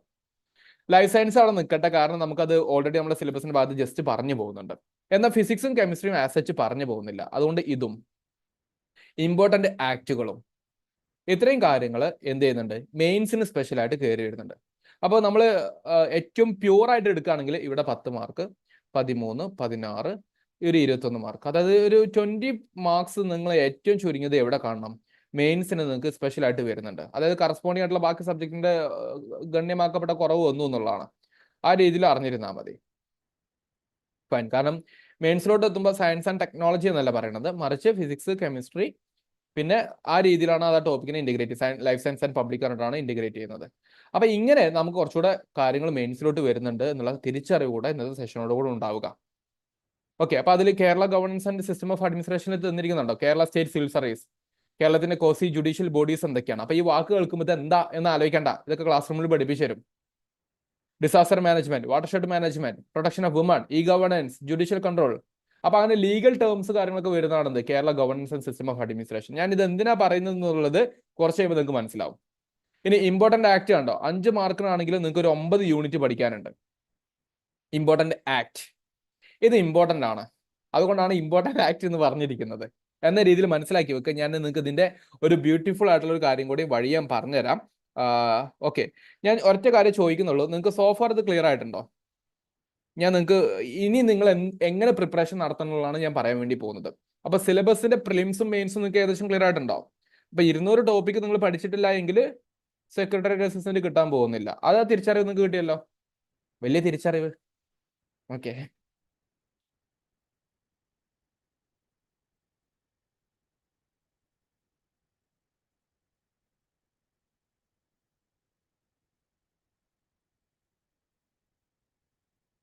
Fine fine.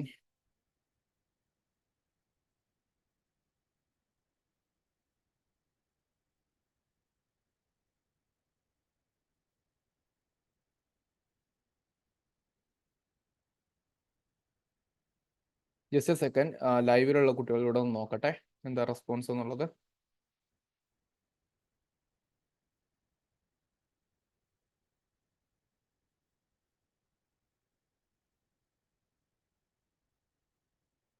Okay, fine.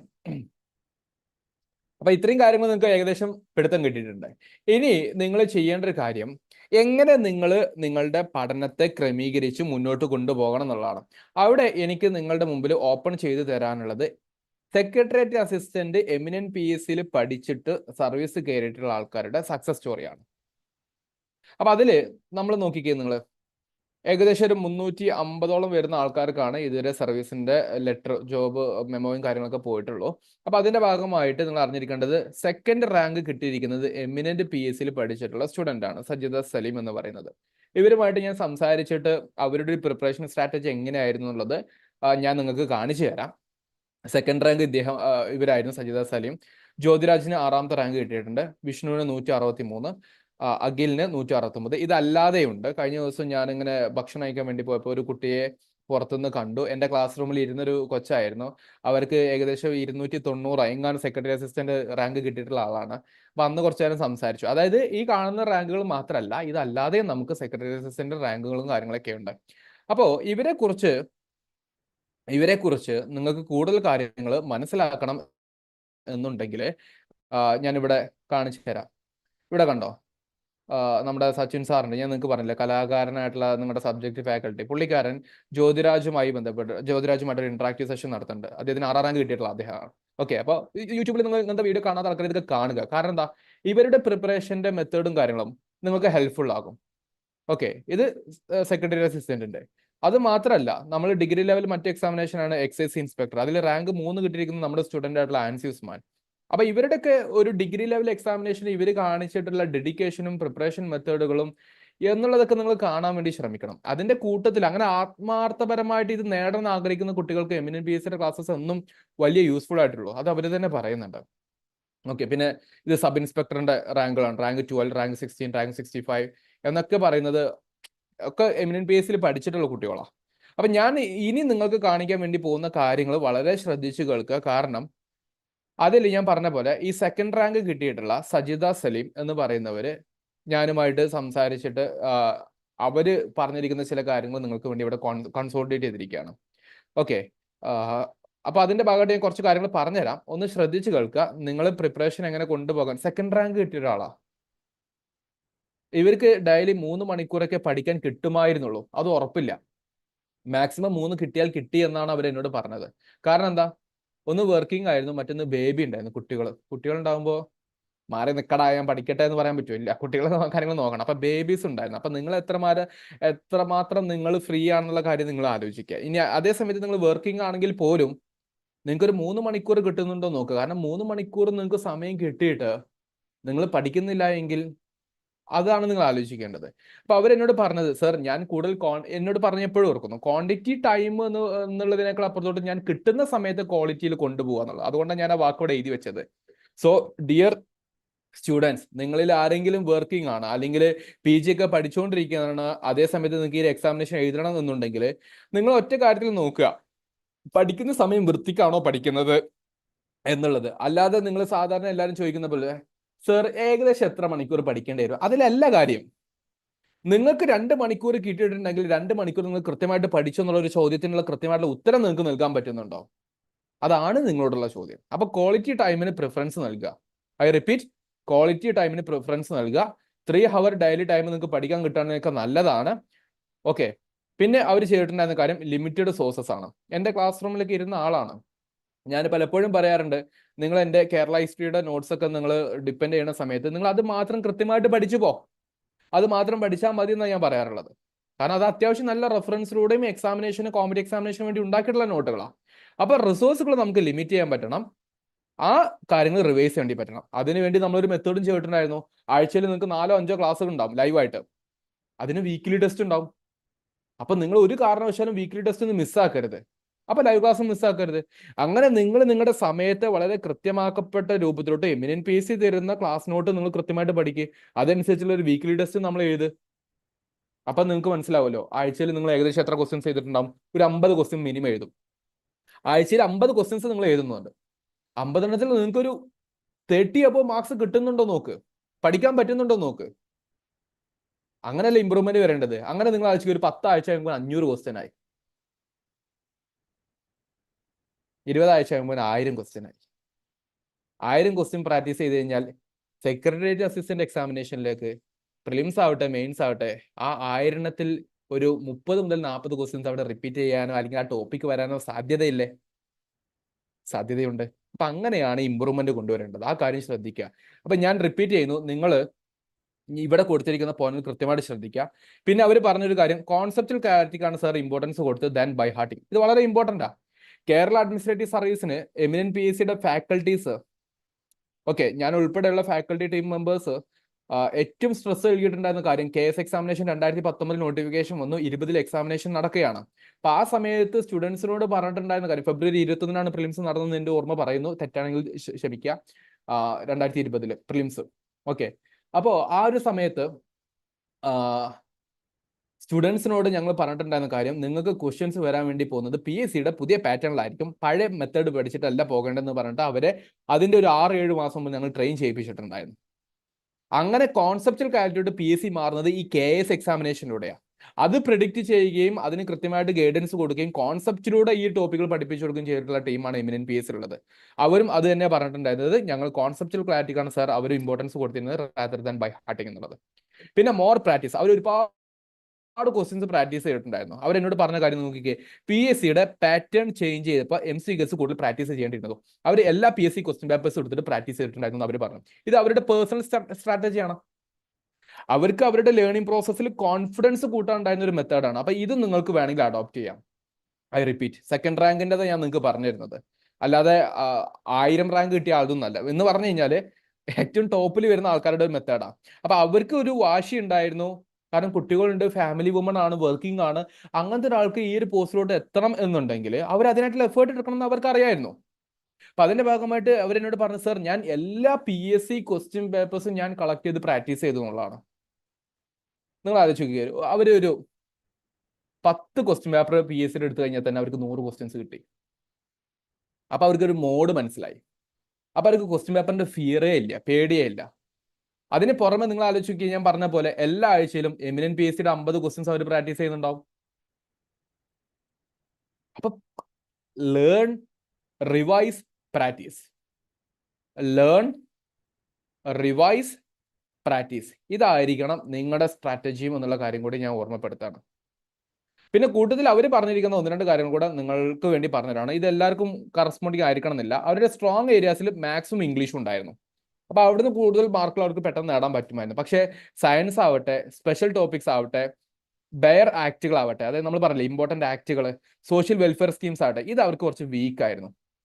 അപ്പൊ ആ വീക്ക് ആയിട്ടുള്ള കാര്യങ്ങൾ അവർ കുറച്ചുകൂടെ തുടക്കം മുതൽ ഒന്ന് ഇമ്പോർട്ടൻസ് കൊടുക്കാൻ വേണ്ടി ശ്രമിച്ചു. എസ്പെഷ്യലി പ്രിലിംസ് കഴിഞ്ഞതിന് ശേഷം അവർ കൃത്യമായിട്ട് പറഞ്ഞു ഏതിനൊക്കെ, special topic, bare act, social welfare schemes, സയൻസിനും ഇതിന് അവർ കുറച്ചുകൂടെ മെയിൻസിലോട്ട് ഇമ്പോർട്ടൻസ് കൊടുത്തു എന്നുള്ളതാണ്.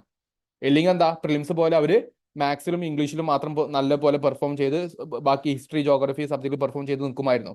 പക്ഷെ മെയിൻസിലോട്ട് എത്തുമ്പോൾ അവർ കുറച്ചുകൂടെ കണ്ണിങ് ആയിട്ട് ഗെയിം കളിച്ചു, പ്രിപ്പറേഷൻ നടത്തി. Thus she got second rank. അങ്ങനെ എമിനന്റ് PSC അവർക്ക് സെക്കൻഡ് റാങ്ക് വാങ്ങിച്ചു കൊടുക്കുന്നതിൽ പ്രധാനപ്പെട്ട ഒരു പില്ലറായിട്ട് മാറുകയും ചെയ്തു. അതുകൊണ്ടാണ് ഡിയർ സ്റ്റുഡൻസ് പറയുന്നത്, നിങ്ങൾ ഒരൊറ്റ കാര്യം ചെയ്യുക, നിങ്ങളുടെ റിസോഴ്സസ് ലിമിറ്റ് ചെയ്യുക. എമിനന്റ് PSCയുടെ നോട്ട്സ് നിങ്ങൾക്ക് നിങ്ങളുടെ ലേണിംഗ് പ്രോസസ്സിന് ഏറ്റവും നല്ല കാര്യമാണ്. അതിന് പുറമെ നിങ്ങൾ അത് കൃത്യമായിട്ട് റിവൈസ് ചെയ്തിട്ട് കൂടുതൽ ക്വസ്റ്റ്യൻസ് പ്രാക്ടീസ് ചെയ്യും. അത് PSCയുടെ ക്വസ്റ്റ്യൻസ് ആകാം, എമിനന്റ് PSC തരുന്ന ക്വസ്റ്റ്യൻസ് ആകാം, ഇനി നിങ്ങൾക്ക് ഗൂഗിളിൽ നിന്ന് കിട്ടുന്ന ക്വസ്റ്റ്യൻസ് ആണെങ്കിൽ അതൊക്കെ പ്രാക്ടീസ് ചെയ്തോ. പ്രാക്ടീസ് അത് ഒരു പ്രശ്നമുള്ള കാര്യമല്ല. പക്ഷെ നിങ്ങളുടെ ലേണിംഗ് പ്രോസസ്സ് കൃത്യമായിരിക്കണം. എക്സാമിനേഷൻ ആവശ്യമായിട്ടുള്ള കോണ്ടന്റ്, അതിനനുസരിച്ചിട്ടുള്ള ആ ഒരു റിവിഷൻ മെത്തേഡ്, ഈ കാര്യങ്ങളൊക്കെ കൃത്യമായിട്ട് നിങ്ങൾ ചെയ്യുക എന്നുള്ളതാണ് നിങ്ങൾ ചെയ്യേണ്ട കാര്യം. അതിന് സജിദ സലീമിന്റെ ഞാനൊരു എക്സ്പീരിയൻസും കാര്യങ്ങളും കണ്ടു. അതുകൊണ്ടാണ് ഞാൻ ഓരോ പോയിന്റ് ഇവിടെ എഴുതിച്ചിരിക്കുന്നത്. കുട്ടി ഉണ്ടായിരുന്നു, ക്വാളിറ്റി ടൈം, ഇങ്ങനത്തെ കാര്യങ്ങളൊക്കെ നിങ്ങൾക്ക് വേണ്ടി ഇവിടെ റെഡിയാക്കി വെച്ചിട്ടുള്ളത്. സോ മൈ ഡിയർ സ്റ്റുഡൻസ്, ഞാൻ ഇന്നത്തെ സെഷൻ അവസാനിപ്പിക്കുകയാണ്. നമ്മൾ ഏകദേശം സെഷൻ തുടങ്ങിയിട്ട് 1 മണിക്കൂറും 10 മിനിറ്റ് ആയിട്ടുണ്ട്. എനിക്ക് നിങ്ങളോട് പറയാനുള്ളത്, നിങ്ങൾക്ക് ഈ എക്സാമിനേഷൻ ക്ലിയർ ചെയ്യണം എന്ന് ആഗ്രഹം ഉണ്ടെങ്കിൽ, ഞാൻ അങ്ങനെ തന്നെ പറയും, എഴുതണം എന്നല്ല, ക്ലിയർ ചെയ്യണം എന്ന് ആഗ്രഹം ഉണ്ടോ, ഡെഡിക്കേറ്റഡ് ആയിട്ട് പഠിക്കുക. അതിനുവേണ്ടി എമിനന്റ് PSCയുടെ ക്ലാസ്സസ് ഓപ്പൺ ചെയ്തിട്ടുണ്ട്. സെപ്റ്റംബർ 11 ഇവരുടെ ക്ലാസ്സസ് സ്റ്റാർട്ട് ചെയ്യാണ്. എമിനന്റ് PSCയുടെ ക്ലാസ്സസ് സെപ്റ്റംബർ 11 സ്റ്റാർട്ട് ചെയ്യാണ്. ഓൺലൈൻ ക്ലാസ്സുകളാണ് ഉണ്ടാവുക. ഓക്കെ, നിങ്ങളുടെ ഗ്രൂപ്പിൽ ബാക്കി അപ്ഡേറ്റ്സും കാര്യങ്ങളൊക്കെ വരും. വൈകുന്നേരം ഒരു 6:30 മുതൽ ഏകദേശം ഒരു 9 മണി വരെയുള്ള ഒരു 2-2.5 മണിക്കൂറിന്റെ സെഷൻസ് ഒക്കെ ആയിരിക്കും ലൈവിൽ വരുന്നത്. അങ്ങനെ ലൈവായിട്ട് ഫാക്കൽറ്റീസുമായിട്ട് ഇന്ററാക്ട് ചെയ്തിട്ട് തന്നെ നിങ്ങൾക്ക് പഠിക്കാം. ഇനി ഇൻ കേസ് ലൈവ് മിസ്സായി കഴിഞ്ഞാൽ റെക്കോർഡിങ്സും ലഭിക്കും. PDF നോട്ട്സ്, ഇപ്പൊ ഞാൻ നിങ്ങൾക്ക് ഉണ്ടാക്കിയ ഈ PDF പോലുള്ള നോട്ട്സ് നിങ്ങൾക്ക് വായിച്ചെടുക്കാൻ വേണ്ടി പറ്റുന്നതാണ്. വീക്ക്ലി ടെസ്റ്റുകൾ ഉണ്ടാവും, മന്ത്ലി ടെസ്റ്റുകൾ ഉണ്ടാവും. അങ്ങനെ നിങ്ങൾക്ക് മാക്സിമം പ്രിലിംസും മെയിൻസും ഒക്കെ ഫാക്കൽറ്റീസിന്റെ ഡയറക്റ്റ് ഗൈഡൻസിന്റെ സപ്പോർട്ടോട് കൂടെ, അല്ലാതെ ഫുള്ളി റെക്കോർഡ് സെഷൻസ് വരുന്ന പേയ്മെന്റ് കുറക്കുന്ന പല ഇൻസ്റ്റിറ്റ്യൂഷൻസ് ഉണ്ടായേക്കാം. That's up to them. പക്ഷെ എമിനന്റ് പി എസ് സിക്ക് ഒരു മെത്തേഡ് ഉണ്ട്. അതുകൊണ്ടാണ് കഴിഞ്ഞ 3 വർഷത്തിന്റെ ഉള്ളിൽ ഇത്രയും റിസൾട്ട് ഉണ്ടാക്കിയെടുക്കാൻ വേണ്ടി പറ്റത്. KS-ന്റെ റിസൾട്ട്, സെക്രട്ടറി അസിസ്റ്റന്റ് റിസൾട്ട്, SIന്റെ റിസൾട്ട്, LDCയിൽ 1ാം റാങ്ക്. നിങ്ങൾ ആ യൂട്യൂബ് നോക്കി കഴിഞ്ഞാൽ നിങ്ങൾക്ക് കാണാൻ വേണ്ടി പറ്റും. ഇത് തന്നെയാണ് നമ്മുടെ ഏറ്റവും വലിയ ക്രെഡിബിലിറ്റി എന്ന് പറയുന്നത്. അപ്പോൾ വളരെ കൃത്യമായിട്ട് ഗൈഡ് ചെയ്യാൻ ഞങ്ങൾക്ക് സാധിച്ചിട്ടുണ്ട്. ഒറ്റ ചോദ്യമേ ഉള്ളൂ, നിങ്ങൾ റെഡി ആണോ എന്നുള്ളത്. നമ്മൾ ഫീസ് വാങ്ങിക്കുന്നത് 5 മാസത്തെ ഒരു കോഴ്സ്, 5 മാസം കൊണ്ടാണ് നമ്മൾ ഈ കോഴ്സ് കംപ്ലീറ്റ് ആക്കുന്നത്. പ്രിലിംസിന്റെ കോണ്ടന്റ് മുഴുവൻ നിങ്ങൾക്ക് പഠിപ്പിച്ചു തരും 5 മാസം കൊണ്ട്. അത് മാക്സിമം റിവൈസ് ചെയ്യിപ്പിക്കുക, പ്രാക്ടീസ് ചെയ്യിപ്പിക്കുക എന്നുള്ളതാണ് നമ്മുടെ ഉദ്ദേശം. അപ്പൊ 5 മാസത്തെ കോഴ്സിന് നമ്മൾ വാങ്ങിക്കുന്നത് 8,999 രൂപയാണ്. ഇതാണ് ഒറിജിനൽ കോഴ്സ് ഫീ. പക്ഷേ ഇന്നത്തെ നമ്മുടെ സ്പെഷ്യൽ വെബിനാറിൽ പങ്കെടുത്തുകൊണ്ട് സ്പെഷ്യൽ ഓഫർ ഉണ്ട്. നാളെ വൈകുന്നേരം 6 മണിക്ക് മുന്നോടിയായിട്ട് ജോയിൻ ചെയ്യുന്ന ആൾക്കാർക്ക് 7,999 കൂടെ എമിനന്റ് PSCയുടെ ഡെഡിക്കേറ്റഡ് സെക്രട്ടേറിയറ്റ് അസിസ്റ്റന്റ് നേടാനുള്ള ബാച്ചിൽ ജോയിൻ ചെയ്യാന്നുള്ളതാണ്. ഓക്കെ, അപ്പോൾ നിങ്ങളുടെ ഗ്രൂപ്പിൽ കറസ്പോണ്ടിങ് ആയിട്ടുള്ള അതിന്റെ രജിസ്ട്രേഷൻ ഫോമും കാര്യങ്ങളൊക്കെ വരും. താല്പര്യമുള്ള ആൾക്കാരാണെങ്കിൽ നിങ്ങൾ ഡെഫിനറ്റ്ലി ജോയിൻ ചെയ്യാം, മിസ്സാക്കാതിരിക്കുക. എമിനന്റ് ആയിട്ടുള്ള ഫാക്കൽറ്റീസ്, എമിനന്റ് PSOടൊപ്പം സെക്രട്ടറി അസിസ്റ്റന്റ് എമിനന്റ് ആയിട്ട് ഗ്ലോറി ആയിട്ട് കൃത്യമായിട്ട് പഠിച്ചു പോവാ. ഓക്കെ, ഇനി ഒരു കാര്യം കൂടെ പറയാം. നിങ്ങളുടെ മനസ്സിൽ സാധാരണ ഉണ്ടാകുന്ന ഒരു ഡൗട്ട് ഉണ്ട്. സർ ആലോചിക്കട്ടെ, വീട്ടിൽ സംസാരിക്കട്ടെ. ഞാൻ നിങ്ങളോട് ചോദിക്കുന്നുള്ളൂ, നിങ്ങൾക്ക് ഈ സർവീസ് കിട്ടണം, ജോലിക്ക് ഇതിൽ ജോയിൻ ചെയ്യണം, ഇത് ഞാൻ നേടുന്നുള്ള ആത്മാർത്ഥമായിട്ടുള്ള താല്പര്യം ഉണ്ടെങ്കിൽ പിന്നെ ലേറ്റ് ആക്കരുത്. ലേറ്റ് ആക്കിയാൽ നഷ്ടം നിങ്ങൾക്കായിരിക്കും. നിങ്ങൾ എത്രമാത്രം ലേറ്റ് ആക്കുന്നോ അത്രയും നിങ്ങളുടെ സക്സസ് ഡിലേ ആകാനുള്ള ചാൻസ് ഉണ്ട്. കാരണം പല കുട്ടികളും പല സ്ഥലത്ത് കോമ്പറ്റീഷൻ ആണത്. അപ്പൊ നിങ്ങൾ ഡെഡിക്കേറ്റഡ് ആയിട്ട് കൃത്യമായിട്ട് പഠിച്ചു പോവുക എന്നുള്ളതാണ് നിങ്ങൾ ചെയ്യേണ്ട കാര്യം. ഓക്കെ, അപ്പൊ നിങ്ങൾക്ക് വേണ്ടിയിട്ടുള്ള എല്ലാ സപ്പോർട്ടും നൽകാൻ എമിനന്റ് PSC ഉണ്ട്. പ്രിലിംസും മെയിൻസും എല്ലാം കൂടി ഉൾപ്പെടുന്ന ഒരു പാക്കേജാണ് വരുന്നത്. അപ്പൊ കൃത്യമായിട്ട് ഇത് യൂട്ടിലൈസ് ചെയ്യുക. ഓഫർ നാളെ 6 മണി വരെയുള്ളൂ. അത് സെഷൻ എടുക്കുന്ന ഞാൻ പറഞ്ഞിട്ടുള്ള ഒരു ഓഫർ കൂടിയാണ്. ഓക്കെ, ഞാൻ പറഞ്ഞിരിക്കുന്ന ഒരു ഓഫറാണ് ഫീസിൽ നിന്നും. അപ്പോൾ നാളെ വരെയാണ് ഇതിന്റെ അവസരം ഉണ്ടാവുള്ളൂ. അപ്പൊ ഞാൻ നിങ്ങളോട് പറയുന്നത്, നിങ്ങൾ ഡെഡിക്കേറ്റഡ് ഉള്ള ആളാണോ, ഡോണ്ട് മിസ് ഇറ്റ് ഔട്ട്. അതേ സമയത്ത് നിങ്ങളുടെ ഫ്രണ്ട് സർക്കിളിൽ നോക്കാം, നീ ആ വെബിനാറിൽ കയറി നോക്കുമെന്ന് പറഞ്ഞിട്ടുള്ള ആൾക്കാരുണ്ടെങ്കിൽ അവരോട് ഇത് കൃത്യമായിട്ട് പറയാം. ഇനി ഇന്നത്തെ സെഷൻ നിങ്ങൾക്ക് യൂസ്ഫുൾ ആയിട്ടുണ്ട് എന്നാണ് ഞാൻ വിശ്വസിക്കുന്നത്. താല്പര്യമുള്ള ആൾക്കാരാണെങ്കിൽ ഇനി നമ്മൾ ക്ലാസ് റൂമിൽ കാണും. 11-ാം തീയതി നമ്മൾ ഹിസ്റ്ററി വെച്ചിട്ടാണ് തുടങ്ങുന്നത്, എൻ്റെ ക്ലാസ് വെച്ചിട്ട്. അപ്പം ഞങ്ങൾക്ക് ഹിസ്റ്ററിയുടെ ഒരു ഔട്ട്ലൈനും എങ്ങനെ പഠിക്കണം തുടങ്ങിയുള്ള കാര്യങ്ങളൊക്കെ ഞാൻ പറഞ്ഞുതരും. ഓക്കെ, അപ്പം നിങ്ങൾ ചെയ്യേണ്ടത് മേക്ക് ഷുവർ ദാറ്റ് നിങ്ങൾ ആഗ്രഹിക്കുന്നുണ്ടോ, പഠിപ്പിക്കാൻ ഞങ്ങൾ റെഡിയാണ്, നിങ്ങൾ പഠിക്കാൻ തയ്യാറായാൽ മതി. Everything will be provided by eminent PSC. അപ്പോൾ ഈ വീഡിയോ യൂട്യൂബിലുണ്ട്, നിങ്ങളുടെ ഫ്രണ്ട്സുമായിട്ട് നിങ്ങൾക്ക് വേണമെങ്കിൽ ഷെയർ ചെയ്യാം. ഇത്രയും കാര്യങ്ങളാണ് എനിക്ക് പറയാനുള്ളത്. ഇനി നിങ്ങൾക്ക് എന്തെങ്കിലും സംശയം ഉണ്ടെങ്കിൽ ഒന്ന് ചോദിക്കുക. നേരത്തെ എന്തൊക്കെ സംശയം ഉണ്ടായിരുന്നില്ല, ഞാൻ അഡ്രസ്സ് ചെയ്തിട്ടുണ്ടായിരുന്നു എന്നാണ് ഞാൻ വിശ്വസിക്കുന്നത്. ഇല്ലെങ്കിൽ ഒന്നുകൂടെ ഒന്ന് ചോദിക്കണേ.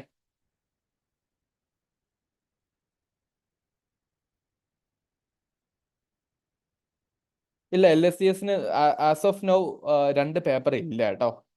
ഈ 2 പേപ്പർ ഉണ്ടെങ്കിൽ നിങ്ങൾ പേടിക്കൊന്നും വേണ്ട. നമുക്ക് ഇതിന്റെ റിപ്പീറ്റേഷൻ കാര്യങ്ങളൊക്കെ തന്നെ വരുന്നത്. LSDSനും അങ്ങനെ തന്നെ വന്നിട്ടുള്ളത്. പേപ്പർ 1 ബാക്കിയുള്ള കാര്യങ്ങളും, പേപ്പർ 2 കുറച്ച് ഗവേണൻസ് ഓറിയന്റഡ് ആയിട്ടുള്ള കാര്യങ്ങളാണ് വന്നിരിക്കുന്നത്. സെഷൻ യൂസ്ഫുൾ ആയിട്ടുണ്ടോ? ഉണ്ടെങ്കിൽ ഒരു തംസ് അപ്പ്, ഒരു ലവ് ചിഹ്നം തന്നിട്ട് നമുക്ക് അവസാനിപ്പിക്കാം.